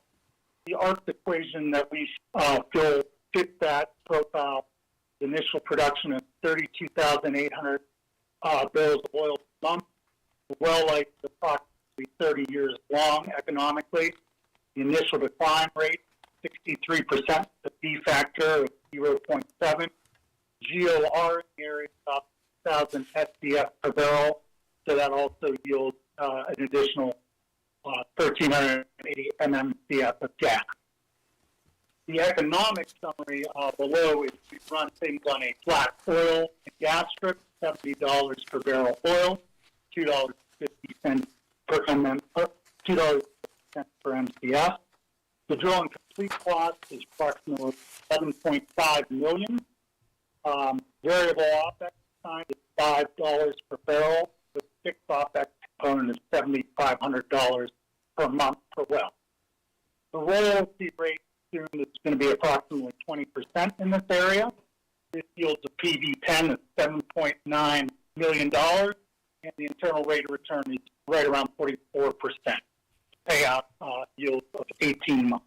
So under two years, the well would be paid off. About a year and a half. You had mentioned internal rate of return when we were discussing 4-mile versus 3-mile laterals just a few minutes ago. Do you recall that conversation? Yes, I do. How does the internal rate of return that you have projected for this proposed well compare to the internal rate of return that Phoenix has found in 3-mile laterals? The 3-mile laterals are approximately yielding a 35% rate of return. So more bang with the buck with the 4-mile lateral. That in a nutshell, yes. And Exhibit 9, the gas capture affidavit executed by Mr. Johnson? Not Exhibit 9, Exhibit 11, excuse me. That was Mr. Johnson, correct. Okay, I would ask that Exhibits 6, 7, 8, 9A, 9B, and 10 be admitted into the record. Exhibits are admitted. Any questions, Attorney Mann? Yes, Mr. Examiner. Mr. Chevy, I think you heard the previous testimony of Mr. Daniele, and I think he had indicated that 3-mile laterals are preferable to 2-mile laterals from the economic standpoint, correct? Correct. You'd agree with that as well? Yeah. What's going to happen to the corridor directly to the south of this 4-miler between, it would be 29 and 32 and 30 and 31? How's that going to be developed? I'm not as familiar with that area to the south. I'd have to get back to you on that. But I believe if it's two existing 2-milers, you can easily drill a 4-mile lead line well along that. Okay, so you're saying it could be easily be drilled with a 4-miler there as well? That would require you to cross township lines, correct? And it would be off pattern? It could, very well could be. Again, I'm not familiar with it. I'd have to look at the map here. But to me, that looks like I can develop that 4-mile lease line well. Sure. And are you aware, we've discussed with Mr. Johnson already, order number 33155. It was case number 30542. And in that case, Phoenix had requested some 3-mile spacing that got denied. And if you look at that, would you agree it was denied because it was off pattern and had to cross township lines? Yeah. So why would you think that the commission would approve spacing for a 4-mile lateral that would also be off pattern and have to cross township lines? Again, I feel it's just purely driven by the economics, with the 4-mile lateral being just preferential to 3-milers. But you would have to assume then that the commission would sort of go back on what they did in 33155 and allow a 5120 to be off pattern and cross township lines. Yeah, correct. Otherwise, you're going to have to drill that corridor with a 2-mile lateral, correct? Correct. Which would be less economic than drilling it with a 3-mile lateral, correct? Correct.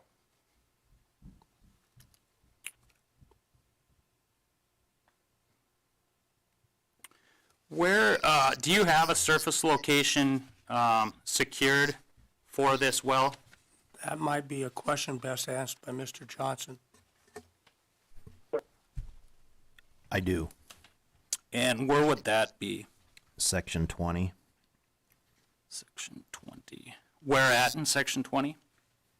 Oh, south side, in the middle, a little bit on the east, a little bit shading to the east. So, which quarter section are we looking at? You're looking at the southeast quarter of section 20. Okay. So, Mr. Chevy, in your sort of torque and drag modeling, your analysis of your ability to complete what would be your first 4-miler, have you evaluated drilling a 4-miler from that surface location? Not typically this well. So you're not, okay. So you're not certain whether or not you would even have the ability, you haven't even run modeling, torque and drag, to drill a 4-miler from that surface location? Oh, I apologize. No, we have looked at it in a general sense. We haven't applied every specific location yet. But we do feel comfortable that we can be drilling 3-mile lateral, or 4-mile lateral, excuse me, and also cleaning them out. Right, right. And just to be clear, you haven't, or Phoenix hasn't yet drilled a 4-miler, correct? That is correct. And you're basing your analysis on some wells that you've indicated were recently drilled? Correct, and with our own modeling that we have started. Sure, but you don't have any, you said you don't have the data on completions or, how those wells are producing and faring? Correct. I've not personally looked at the completions on some of these 3.5 and 4 miles, but I think that'll be part of the subsequent exhibit that we would supply. Okay. I have no further questions. Any questions from the staff? Mark, I'm going to ask you a question just because it was asked of you for the proposed pad. If you look at Exhibit 7, there's indicated pad in section 5, but you're indicating that the actual pad will be in section 20. Am I understanding you correctly? That's correct.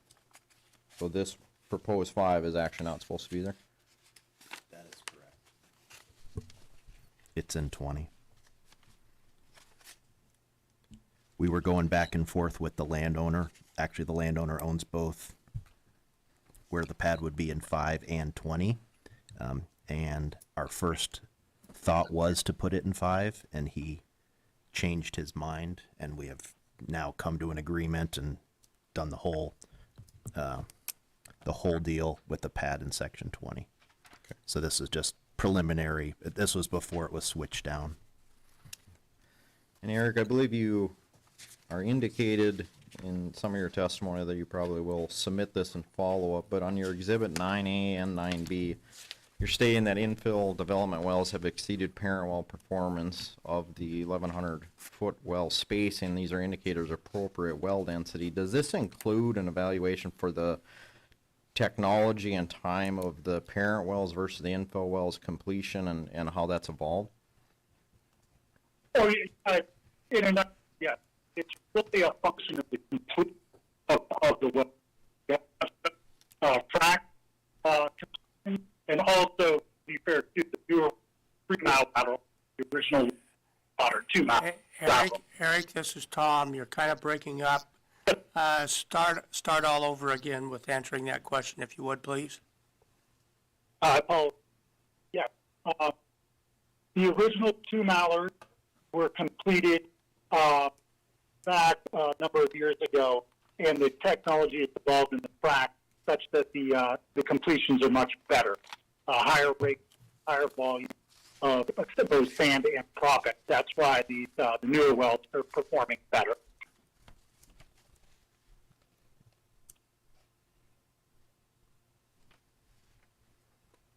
Does that answer your question? Yeah, I believe partially, but it's what I'm getting at then is it's the well density and the well spacing also includes the fact that you're saying that your completion technology is included within that calculation for your well spacing. As to what the correct well spacing is. Correct. Okay, thank you.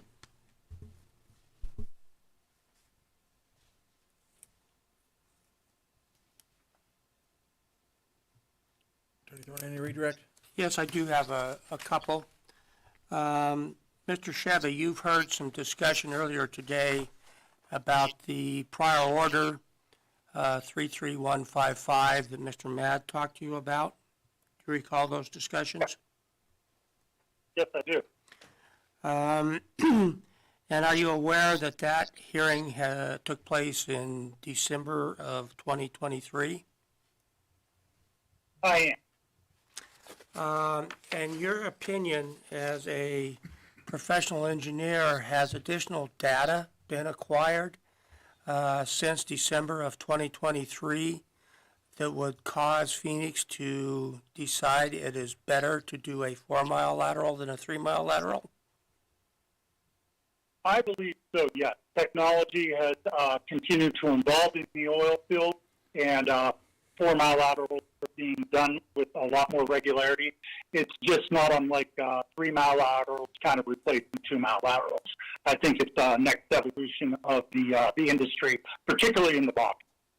So it's safe to say that technology has changed and improved, and results have changed and improved, so that the circumstances between December 2023 and November of 2024 have changed. Correct. I have no further questions, and I'll wait to the hearing on requesting supplemental exhibits in case Mr. Mann wants to do some as well. Okay.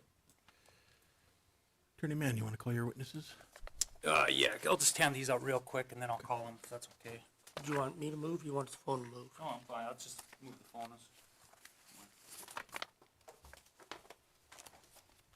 Can you hand me the phone so I don't reach?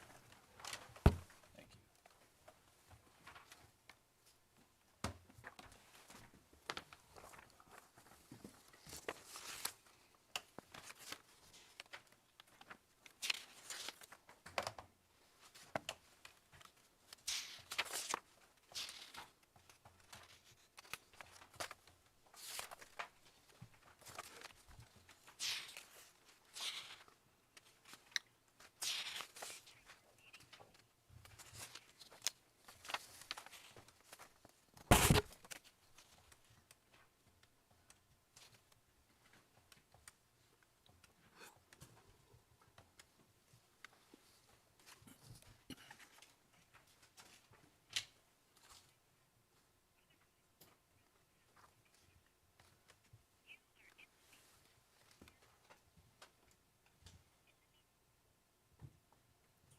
Hey guys, can you hear me? Yep, we're live.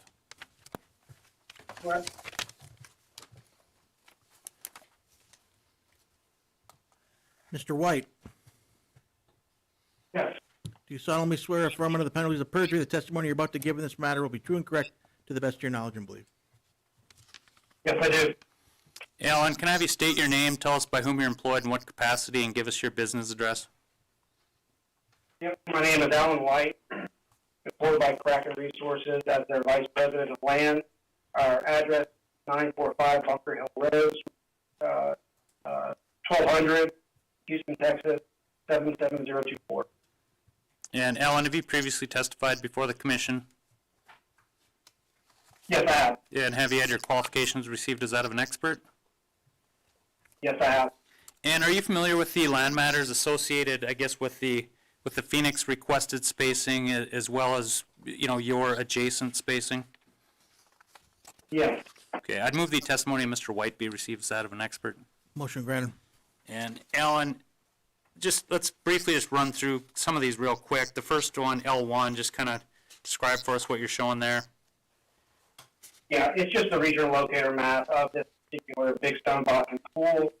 L2 is kind of what Kraken proposed, or would propose for the development of this lease line corridor, being a overlapping 3840, consisting of sections 5, 6, 7, 8, 17, and 18.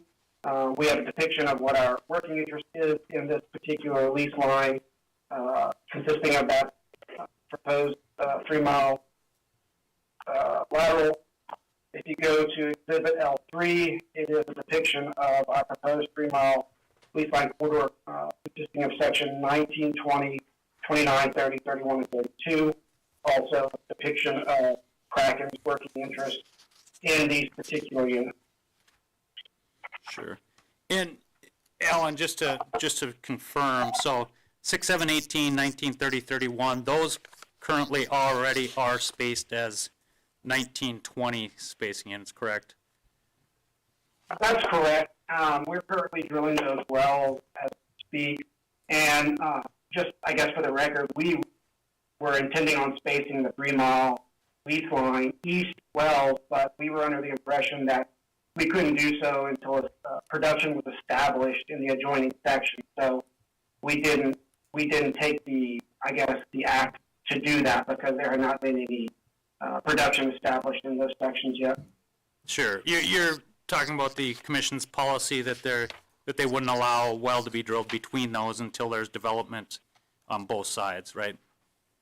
That's correct, yes. And but for that, you already would have applied for these 2 3840s? Yes, we would. Okay. I have no further questions for Mr. White. Do you want to offer the exhibit? Oh, yeah, I'm sorry. I'll offer the land exhibits. Thank you. The exhibit is admitted. Attorney Thorne, any questions? Yes, I do have a couple. First, let's start with Exhibit L2 and L3, Alan. Down where you show sections 7, 6, 7, and 18, and 5, 8, and 17 at the bottom. Do you see those? Yes, sir. I'm guessing the percent is a mistake. It should be 0.51 and 0.49, or 51%, 49%. That's the unit number for our working interest and others' working interest? You only have 0.51% working interest? No, it's 51%, sorry. Okay, that's what I thought. Now, are you vice president of land for Kraken in August of this year? Yes, sir. And are you aware that Phoenix applied for a 4-mile lateral in sections 5, 8, 17, and 20 at the August hearings? Yes, I am. And Kraken didn't protest that application, did it? No, sir, we had no interest in 5, 8, 17, and 20. So your position now is to prevent Phoenix, with its 53% working interest from drilling a lease line well, at the same time they drilled the wells in 5, 8, 17, and 20. Is that correct? That is correct.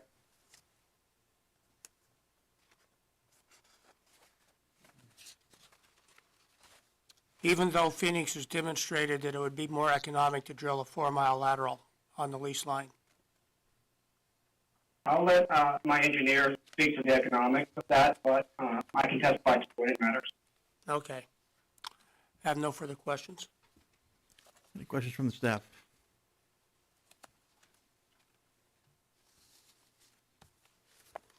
Attorney Mann, any redirect? No, Your Honor, or Mr. Examiner, thank you.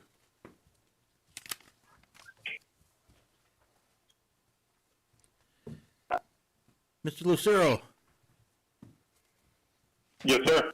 do you solemnly swear or affirm under the penalties of perjury the testimony you're about to give in this matter will be true and correct to the best of your knowledge and belief? Yes, I do. Brian, can I have you state your name, tell us by whom you're employed in what capacity, and give us your business address? Yes, sir. My name is Brian Lucero. I am employed by Kraken Resources as their geology manager. Our business address is 945 Bunker Hill Road, Suite 1200, Houston, Texas, 77024. And Brian, have you previously testified before the commission? Yes, sir, I have. Had your qualifications received as that of an expert? Yes, I have. And are you familiar with the geology underlying Phoenix's proposed spacing unit as well as the lands that you control adjacent? Yes, I am. Okay, I'd move the testimony, Mr. Lucero, be received as that of an expert. Motion granted. And Brian, let's take a look at your, I guess, structure map first, G1. Can you describe the structure underlying the lands? Sure. G1 is just our standard structure map based on the top of the Middle Bakken Formation, 50-foot contour interval demonstrating dip generally to the south, and it also shows the location of our type log. Yep. And then you've got outlined what would be, I guess, would be Kraken's proposal for spacing. It would be the two 3840s as opposed to a 5120 and then essentially a 2560, or if you went off pattern, cross township lines, potentially another one, 5120. Okay. Let's take a look at that is correct. G2, the ISOPAC. Sure. G2 is our ISOPAC across the same area. It is on a 1-foot contour interval, shows dip, Middle Bakken thickness generally around 50 feet across the unit in question, and again, shows the location of our type log. Okay. And then looking at the type log, what do you got shown there? Our type log for the area is the FLB number 1, and it is a representative log across the Middle Bakken Formation. And then, Brian, in your opinion, from a pure geology standpoint, any sort of reason why a 4-miler would be preferable or a 3-miler in this case? No, sir. There's no rock properties that would make the 4-mile lateral any more productive. Rock properties in this area are generally pretty consistent. Okay. I have no further questions. I'd offer the geology exhibits. Exhibits are admitted. Attorney Throne, any questions? I have no questions. Any questions from the staff?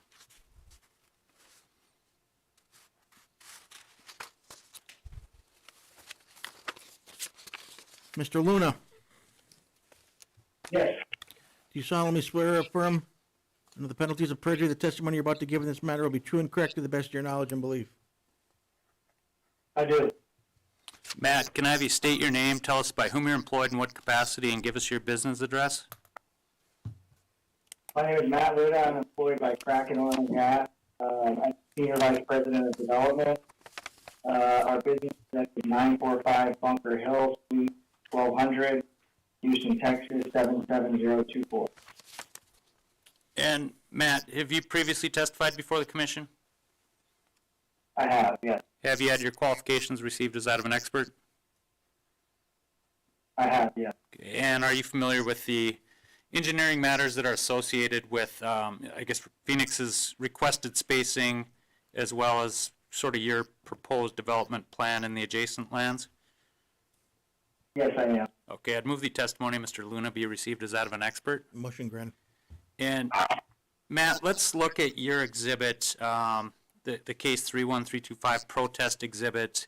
Have you evaluated sort of the impact of Phoenix's proposal with a 5120 for the 4-miler and kind of how that would work and impact the lands to the south?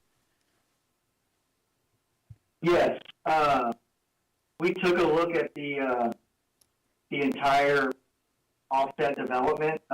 If a 4-mile well were to be drilled as proposed on the lease line, and that's what's being shown on the top part of this page. So wait, do you want me to walk through this slide? Or Yeah, why don't you go ahead? I mean, we'll start. We'll kind of look at the comparison, but let's start with sort of what you're looking at with the 4-miler.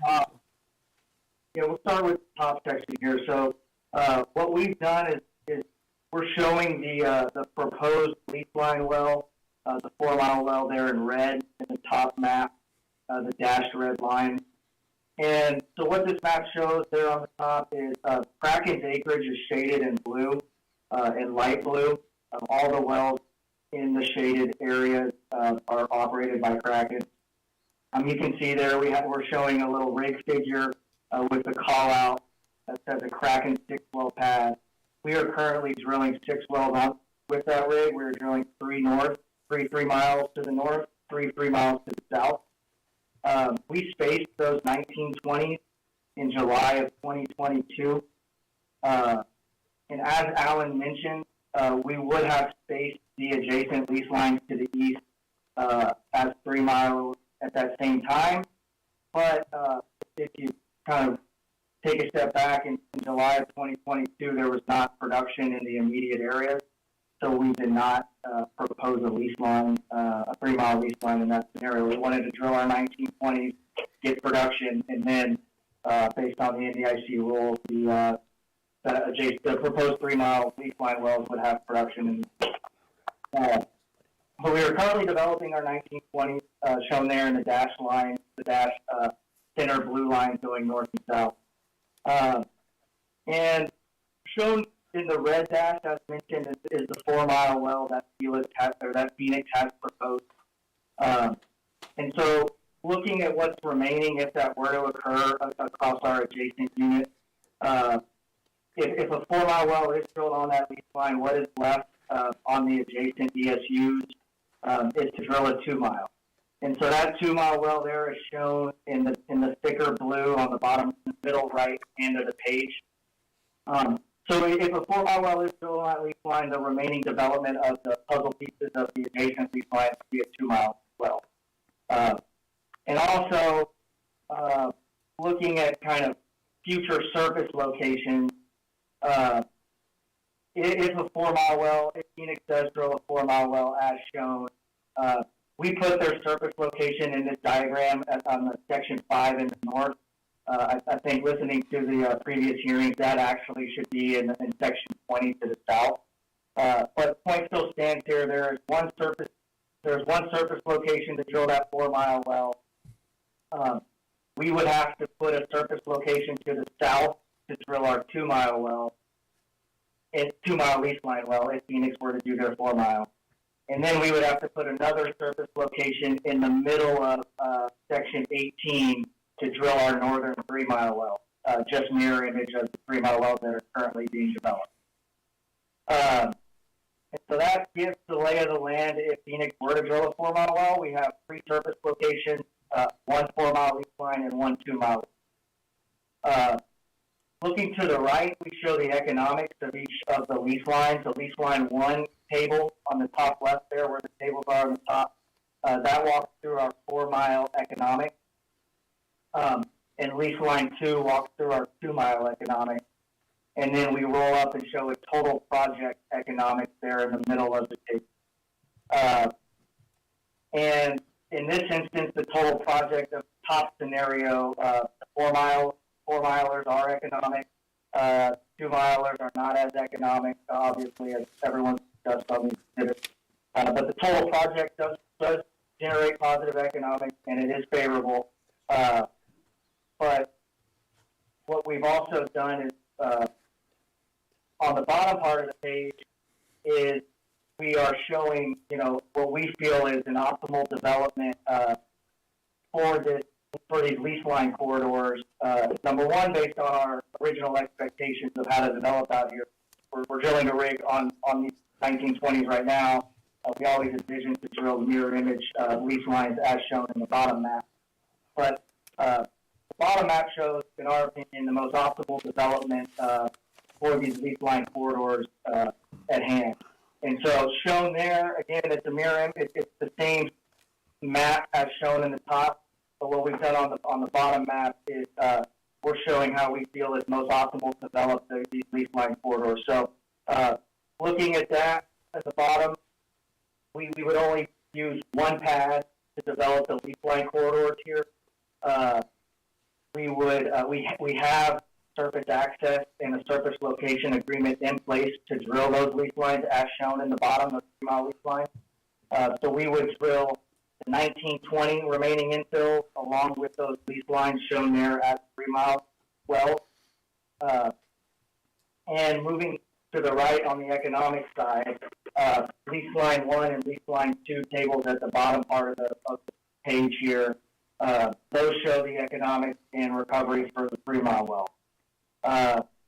So just taking a step back and looking at 3-mile economics versus 4-mile economics, we do agree with Phoenix that a 4-mile well does generate superior economics. It is very early. We have drilled a few 4-mile wells. We generally prefer to drill them in situations where topo is rough and or the units are stranded, where 4-mile wells make the most sense to optimally develop the lease line. But in this instance, we would agree that 4-mile wells are more economic in this scenario on a standalone basis. And, I think Phoenix touted 45% IRR for 4-mile, 35% IRR for 3-mile. That's about a 10% IRR improvement. Our raw numbers here are slightly different, but at the end of the day, we're showing roughly 50% for 3-mile, roughly 60% for 4-mile. So we're in agreement that you do achieve about a 10% IRR improvement. But at the end of the day, looking at the most optimal way to develop the corridor, if you look at the total project at the bottom of the page, on the middle tables in the bottom right, looking at the 3-mile or 2 3-mile versus 1 4-mile and 1 4-mile and 1 2-mile. What the 2 3-mile scenario does is, for this instance, we're assuming similar recoveries on the barrel per foot. So for this lease line corridor, we're expecting similar recoveries. But if we were to develop on the corridor as 2 3-milers, the total project results in less CapEx.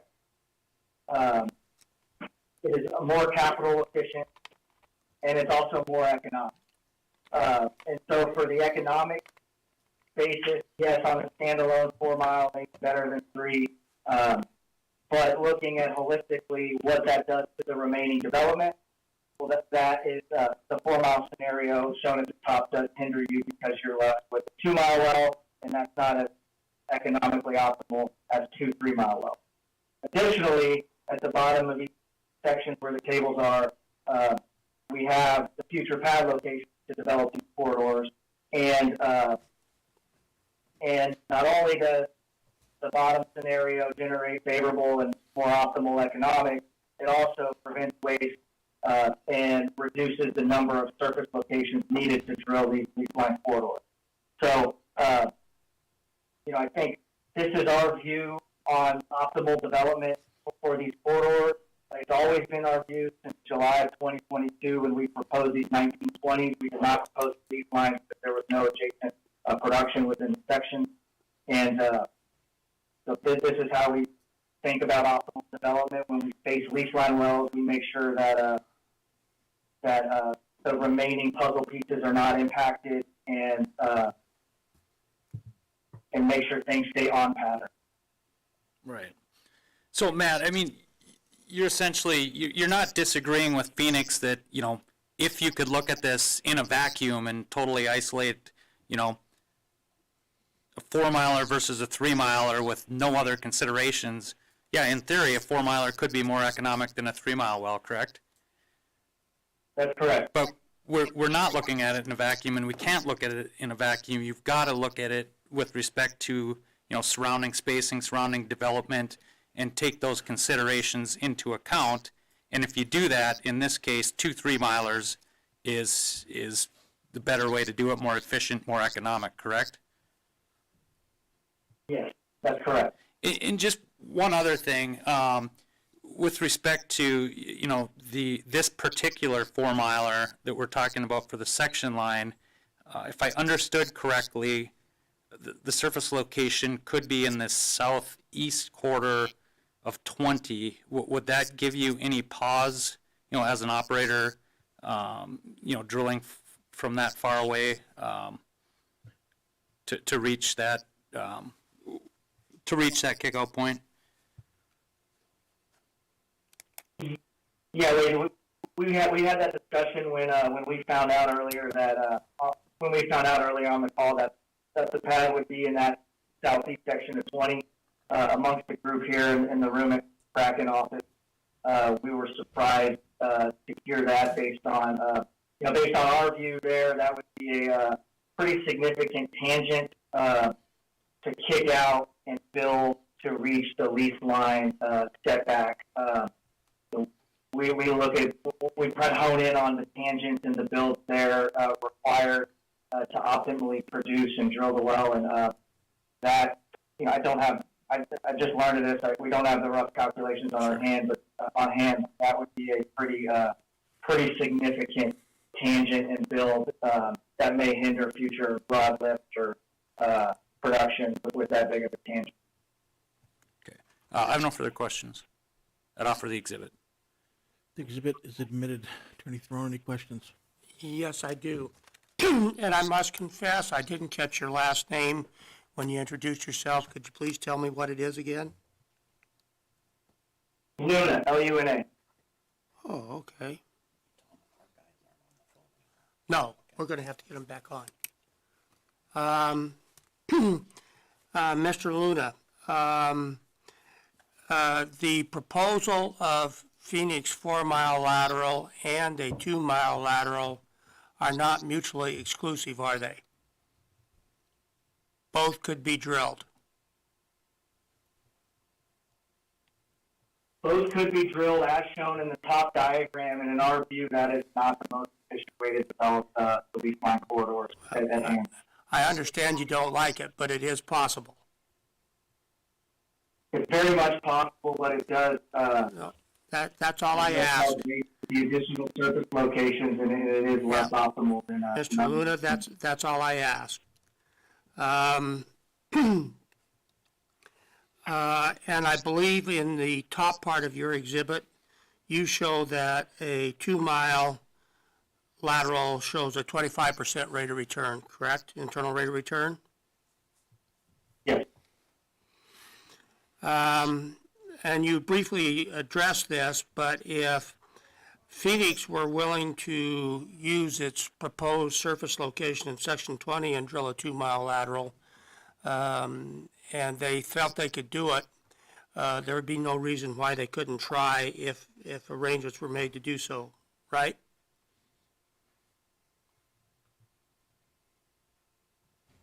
Couldn't they drill a 2-mile lateral from their well in Section 20? Their pad? If Phoenix can successfully operate and drill that, then that's correct. We would not do that as an operator. But yes. And are you aware that an operator can propose a lease line well? It just can't drill the lease line well until the offset wells, the other spacing unit, has been drilled. Are you aware of that? No, we aren't aware of that. If we were, we would have proposed what's shown at the bottom in July of 2022.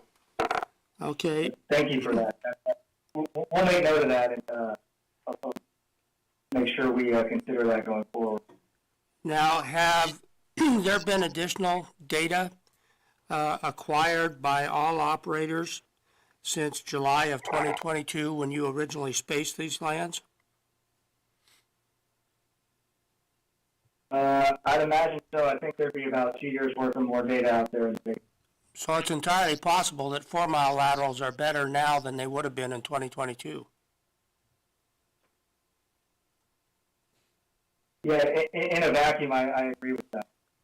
And are you aware that Phoenix is anticipating drilling two spacing units with 2-mile laterals in this same area?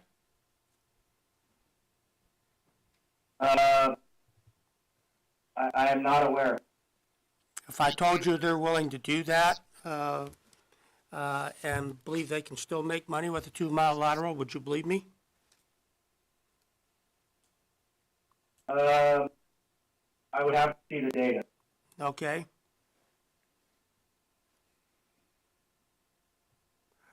And do you happen to know, and it may not be your area of expertise, if you discussed any of these concerns with Phoenix prior to this hearing? I do not have a point of contact at Phoenix operates. Did you try to find one? Alan White is our main point of contact with Phoenix operating. Okay. I have no further questions of this witness. I do want to call some rebuttal witnesses. Any questions from the staff?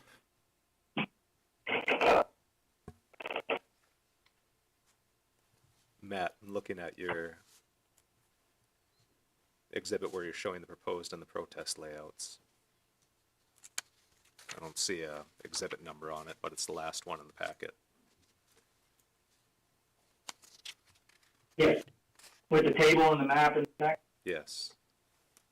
Who operates those 2-mile laterals? That looks like the surface locations in section 6.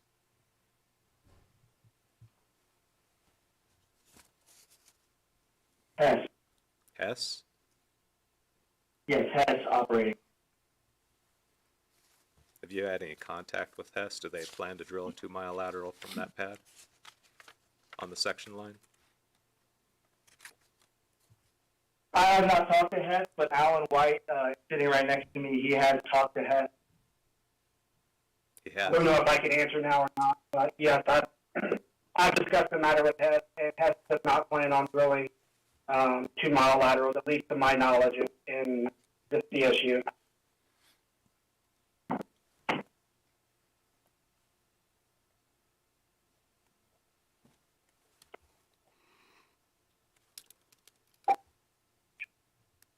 And then if we're looking at the proposed layout again, you're showing 3 pads to develop this area, and granted that pad in section 5 will be in section 20.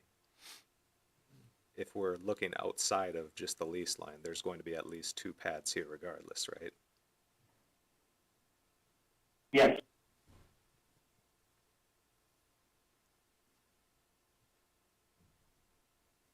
When would you plan on coming back in to develop that eastern pad? As shown in your protest. 9 months to a year. From today? Yes, from today, because we're still in progress of drilling those 6 wells shown on the page. So we would frack those, bring those online, let those produce for a while, and then come back and drill the infill. And we find. Okay, thank you.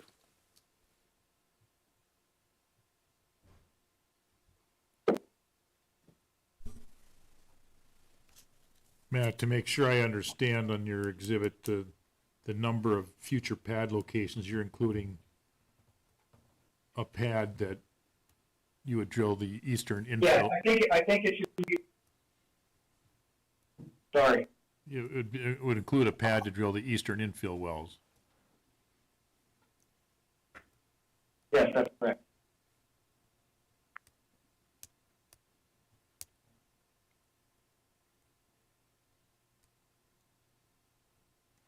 Is Kraken drilled any 4-mile wells?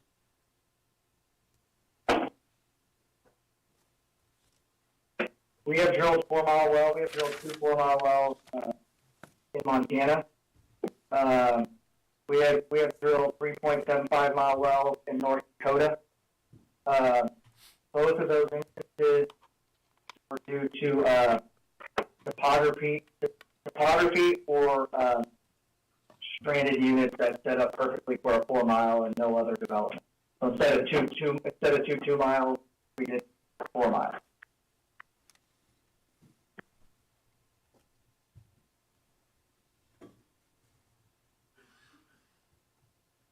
And unfortunately, if 4-mile wells become the norm, we're gonna have to cross township lines to drill lease line wells and regular wells.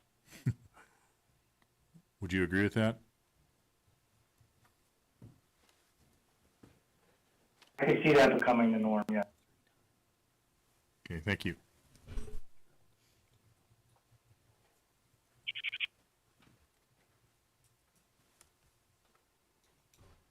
Attorney Mann, any redirect? No, Mr. Examiner, thank you. You said you wanted to call some rebuttal witness? Rebuttal witness, yeah, and I'll need to, All right, guys, I gotta hang up. Okay.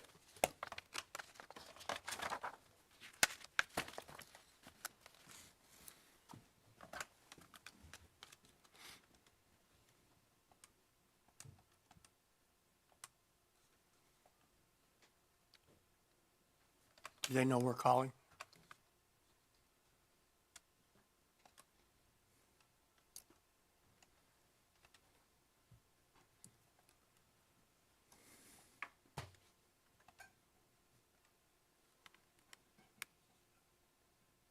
Yeah. I'm gonna try. If I can see straight.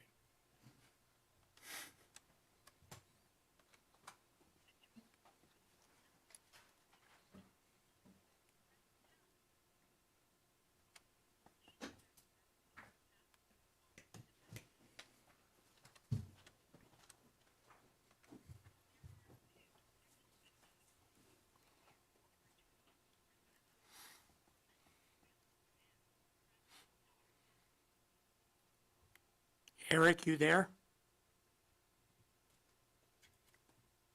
Nick? Where's Eric?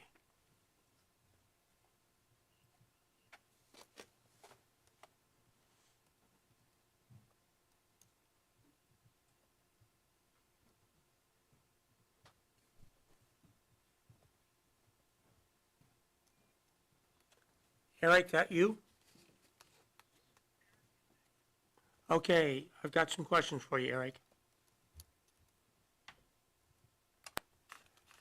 Okay, I have Eric and Nick on the line. Are you guys both there? Yes. Eric here, yes.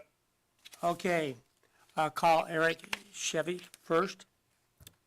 Just a reminder, they're still under oath. Did you hear that, Eric? Yes, I did. Do you have a set of the exhibits for this hearing in front of you? What sort of exhibit are we talking about? The whole packet of exhibits. Exhibit 1, do you have a copy of it in front of you? Yes, I do. No, actually, Exhibit 2 would be better. Do you have Exhibit 2 in front of you? Yeah. Does Phoenix anticipate drilling 2-mile laterals in sections 28 and 33? Yeah, I believe we do, yeah. So you're not opposed to 2-mile laterals, you just believe that 4 miles are better in this area? Correct. How about for sections 15 and 22? That is also proposed tentatively as a 2-mile lateral. And in your opinion, as an engineer, you do make money at a 2-mile lateral, correct? Yeah, you do. I call your attention to the township to the west, 16099. Do you see those spacing units there? Yeah. 27, 34, and 3. and 2635 and 2, and 2536 and 1?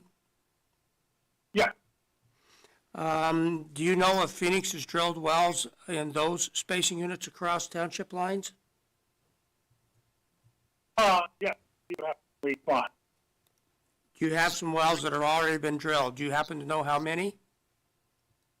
Not off the top of my head. I would have to look. Okay. But the precedent of drilling across section lines has already been established. Or township lines, excuse me. So, yeah.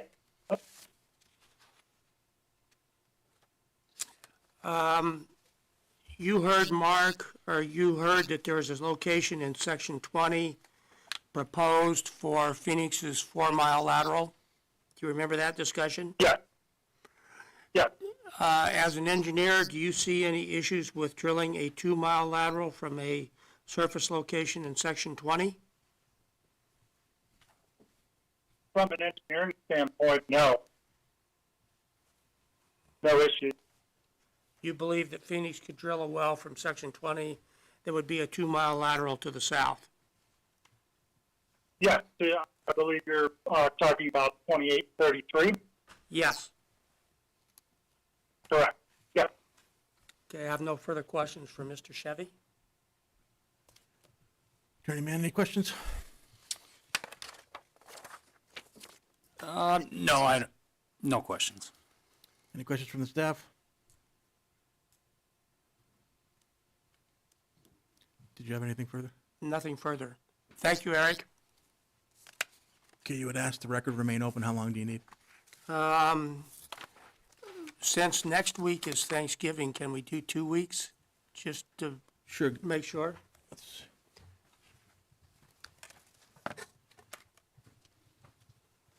Is that acceptable with you, Wade? Yeah, it is, and Mr. Examiner, presuming that Kraken likewise has the ability to submit supplemental. Sure, the record will remain open yeah. for both sides. Yeah, that's December fine. 4th? December 4th, yep. Okay, the record in this case will remain open until December 4th. That concludes our... If I may ask, what are we leaving the record open for? We are leaving for supplemental exhibits for 4-mile versus 3-mile lateral that we discussed with Eric. The corrected surface location on Exhibit 7. We had it in Section 5, and we want it on correct Exhibit 7 with the correct surface, but primarily the economics on 4-mile lateral versus 3-mile lateral.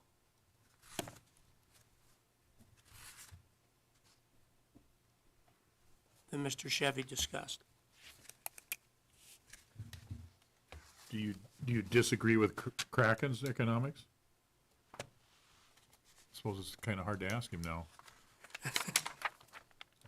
Definitely different numbers. They're different numbers. Okay.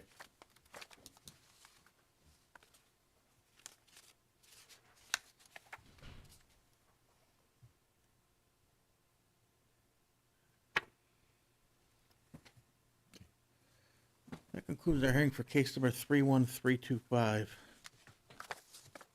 Oh, I shouldn't have got rid of those guys. I gotta get them back on. Case number 31326. Application of Phoenix Operating LLC for an order amending the applicable orders for Scabo Bach and Pool to establish an overlapping 3840 acre spacing unit described as sections 22, 23, 26, 27, 34, and 35, Township 160 North, Range 98 west of Hyde County, North Dakota, and to authorize one horizontal well to be drilled on such unit and granting such other relief as may be appropriate. All interested parties, please come forward.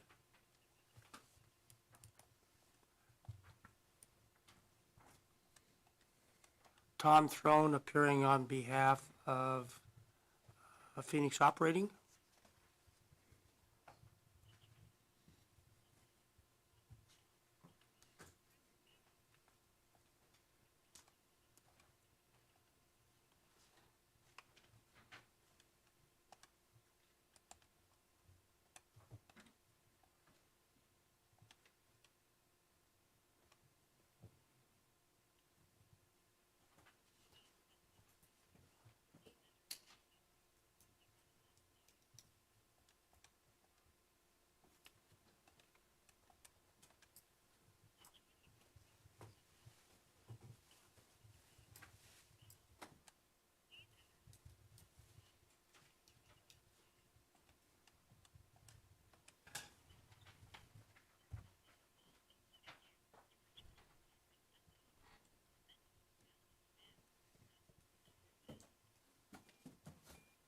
So, Nick, are you there? Eric? Okay, get Eric back on the line. We'll start with Mark. We're back on the next two hearings. Okay?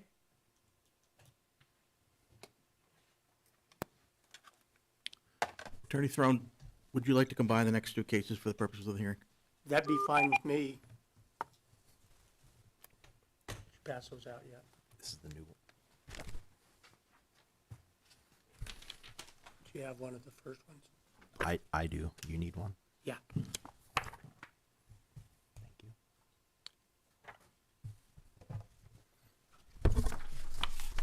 Mr. Chairman, Tom Throne, appearing on behalf of Phoenix Operating, have the same three witnesses. Just a reminder, from they're the still last under oath. hearing. Oh, I'm sorry. Okay, Mark, would you briefly go through your Attorney Throne, exhibits? I need to call the second case. Oh, you haven't called them both yet? No. Okay. So I've called case number 31326. Now we'll also call case number 31327. Application of Phoenix Operating LLC for an order amending the applicable orders for Scabo and Pool to establish an overlapping 3840 acre spacing unit described as sections 23, 24, 25, 26, 35, and 36, Township 160 North, Range 98 West, Divide County, North Dakota, and to authorize one horizontal well to be drilled on such unit and granting such other relief as may be appropriate. You may proceed now. Okay, thank you. Sorry about that. Mark, starting with Exhibit 1 in 31326, please explain the land picture for both 31326 and 31327. Yeah, Exhibit 1 for both cases is just a little bit north and east of the case we just spoke about. This is a 3-mile lateral that we would like to make a lease line corridor in 16098. As you zoom in, Exhibit 2 zooms in, you can see in case 31326, the proposed 3840 spacing unit is 22, 23, 26, 27, 34, and 35 of 16098. And for case 31327, on Exhibit 2, you can see this is just on the other side of that unit, and it's sections 23, 24, 25, 26, 35, and 36. So basically a west lease line corridor and an east lease line corridor off the base unit of sections 23, 26, and 35, 16098. And then moving on to Exhibit 3, explain the ownership of Phoenix. Exhibit 3 on case 31326, the west lease line corridor. Phoenix has a 48% working interest in this 3840 unit, and the wells you see in sections 22, 27, and 34 are operated by Petro Hunt. Exhibit 3 in case 31327, Phoenix has a 34.3% working interest, and there are currently no wells in 24, 25, or 36. And does Phoenix intend to cooperate with other working interest owners? Yes. And is Exhibit, we still on Exhibit 11? Yes. Is Exhibit 11 your gas capture affidavit? Yes, it is. And do you know what the current status is of the drilling in each of these original 3-mile laterals? I don't understand the question, Tom. What do you? Okay. Is there development in the existing 3-mile spacing units that you're proposing to combine into two 3840s? The west lease line corridor would have established wells from Petro Hunt. The east lease line corridor would not. And it's your intention not to drill the lease line wells until the other wells are drilled in the corridor, or at least drill them at the same time? Yes, sir.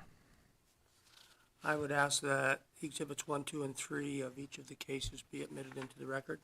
Exhibits are admitted. Any questions from the staff?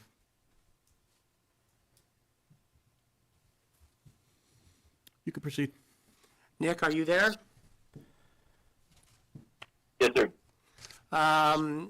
Do you have the same exhibit for each of these cases as Exhibit E4, the structure map? I do. Using one of them, please describe the structure in this area. Describe your cross-section and your type log. Okay. Starting with, go with Exhibit 3 on 31326. Structure map shown is a subsea structure map on top of the Middle Bakken. The proposed 3840 acre spacing unit shown in red. That will vary on case number 327. Same cross section shown, 8 to 8 prompts to the same type log. The structure in this area dips slightly from north to south. Okay, and then describe Exhibit 5 and include the reservoir properties. Okay. Exhibit 5, cross section from A to A prime. It runs south to north. Type log is highlighted in the middle well. The first track is each well log is the gamma ray. The second track is the resistivity, and the third track is the porosity. Using the type log in the middle for the reservoir properties shown below in the box. An average porosity of 7%, average water saturation of 33%, thickness is 53 feet, and using a BOI of 1.5 that yields 8.3 million barrels of oil in place. Okay, I have no further questions for Mr. Daniele and ask that Exhibits 4 and 5 be admitted in both cases. Exhibits are admitted. Any questions from the staff?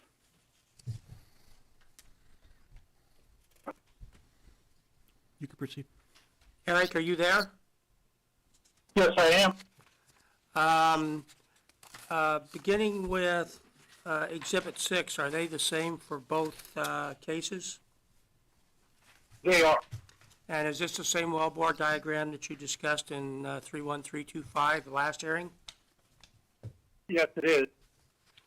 Okay, moving on to Exhibit 7, and they're slightly different in each case. Explain the development plan for each of the proposed spacing units for these two hearings.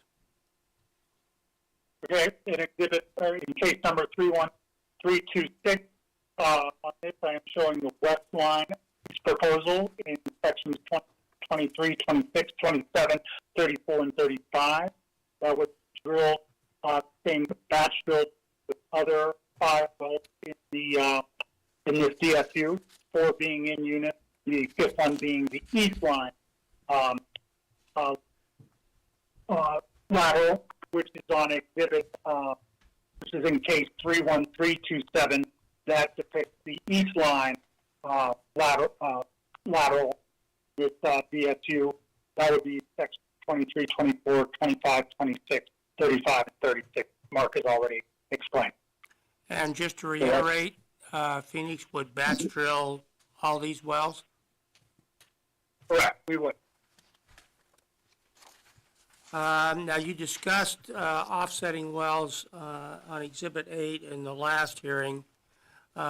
Briefly summarize, because I think the staff probably understood, but summarize the contents of Exhibits 8, 9A, and 9B, which were the same ones in 31325.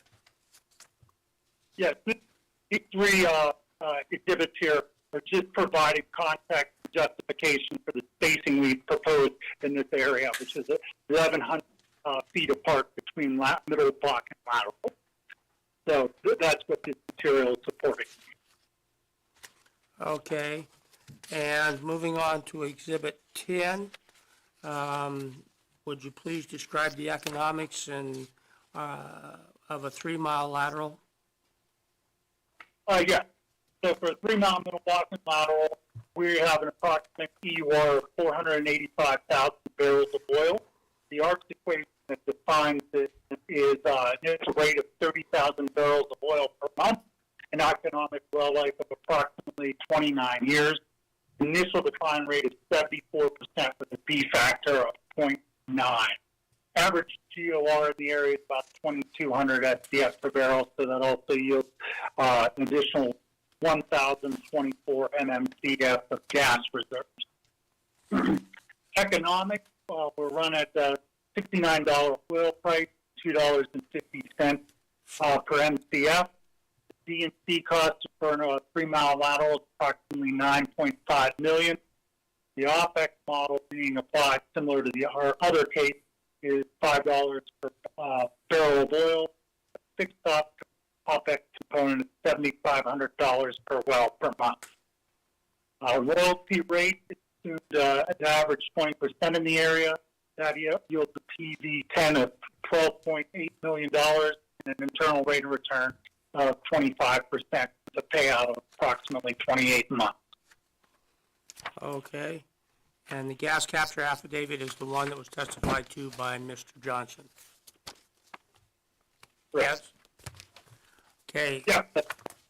I would ask that exhibits 6, 7, 8, 9A, and 9B and 10 be admitted into the record of both cases. Exhibits are admitted. Any questions from the staff? On your Exhibit 7 for case 31326,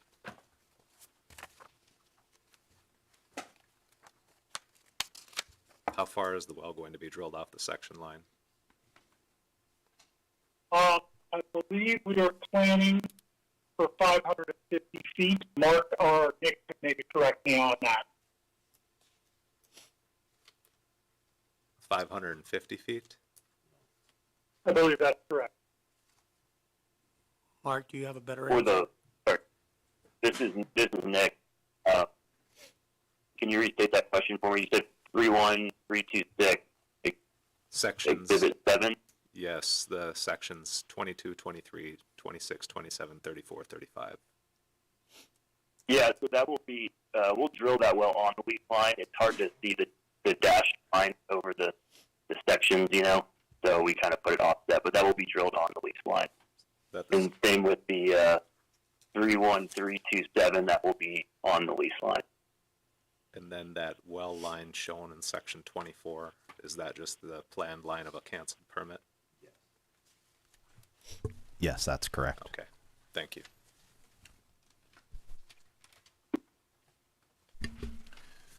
I have a question on the PV10. Is that 12,773,000 correct? I believe so, yeah. Okay, thank you.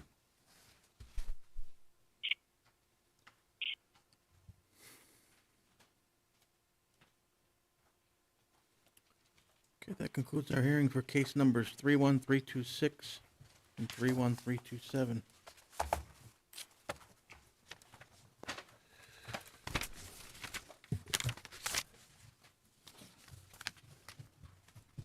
We'll now move to the supplement. Case number 31251, application of Hess Bakken Investments 2 LLC for an order amending the applicable orders for the Truax Bakken Pool to establish an overlapping 2560 acre spacing unit described as sections 28, 29, 32, and 33, Township 154 North, Range 98 West, Williams County, North Dakota, and authorize one horizontal well to be drilled in such unit or granting such other relief as may be appropriate. This case has been continued to the December hearings.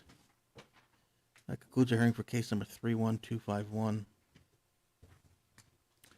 Case number 31186, application of Kraken Operating LLC for an order amending the applicable orders for the Green Lake Bakken Pool to establish an overlapping 3840 acre spacing unit described as sections 10, 11, 14, 15, 22, and 23, Township 159 North, Range 100 West, Williams County, North Dakota, and authorize one horizontal well to be drilled in such unit or granting such other relief as may be appropriate. This case has been continued to the December hearings. That concludes our hearing for case number 31186. Case number 31187, application of Kraken Operating LLC for an order amending the applicable orders for the New Home Bakken Pool to establish two overlapping 2560 acre spacing units described as sections 25, 26, 35, and 36, and sections 26, 27, 34, and 35, Township 158 North, Range 97 West, Williams County, North Dakota, and authorize one horizontal well to be drilled in each such unit or granting such other relief as may be appropriate. This case has been continued to our December hearings. That concludes our hearing for case number 31187.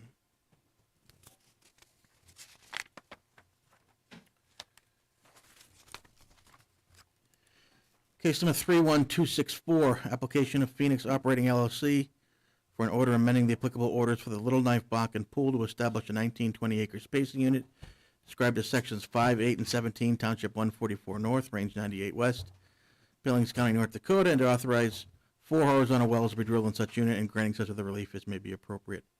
This case has been continued to our January hearings. That concludes our hearing for case number 31264. Case number 31265, application of Phoenix Operating LLC for an order amending the applicable orders for the Charlie Bob and/or Little Knife Bakken pools to establish a 2560 acre space unit described as sections 14, 23, 26, and 35, Township 145 North, Range 98 West, McKenzie County, North Dakota, and to authorize 4 horizontal wells to be drilled on such unit and granting such other relief as may be appropriate. This case has been dismissed. That concludes our hearing for case number 31265. Case number 31266, application of Phoenix Operating LLC for an order amending the applicable orders for the Ranch Creek and/or Charlie Bob Bakken pools to establish a 2560 acre space unit described as section 6, 7, and 18, Township 145 North, Range 98 West, and section 31, Township 146 North, Range 98 West, McKenzie County, North Dakota, and to authorize 4 horizontal wells to be drilled in such unit and granting such other relief as may be appropriate. This case has been dismissed. That concludes our hearing for case number 31266. Case number 31267, application of Phoenix Operating LLC for an order amending the applicable orders for the Ranch Creek and/or Charlie Bob Bakken pools to establish a 2560 acre spacing unit described as sections 21, 28, and 33, Township 146 North, Range 98 West, and section 4, Township 145 North, Range 98 West, McKenzie County, North Dakota, and to authorize 4 horizontal wells to be drilled on such unit and granting such other relief as may be appropriate. This case has been dismissed. That concludes our hearing for case number 31267.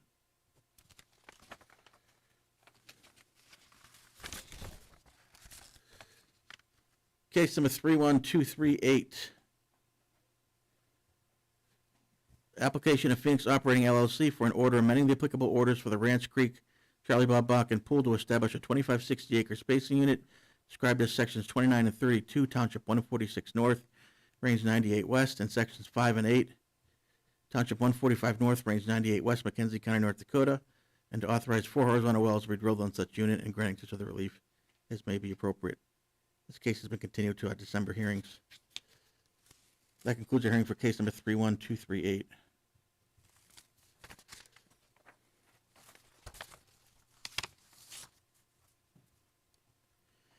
Case number 31392.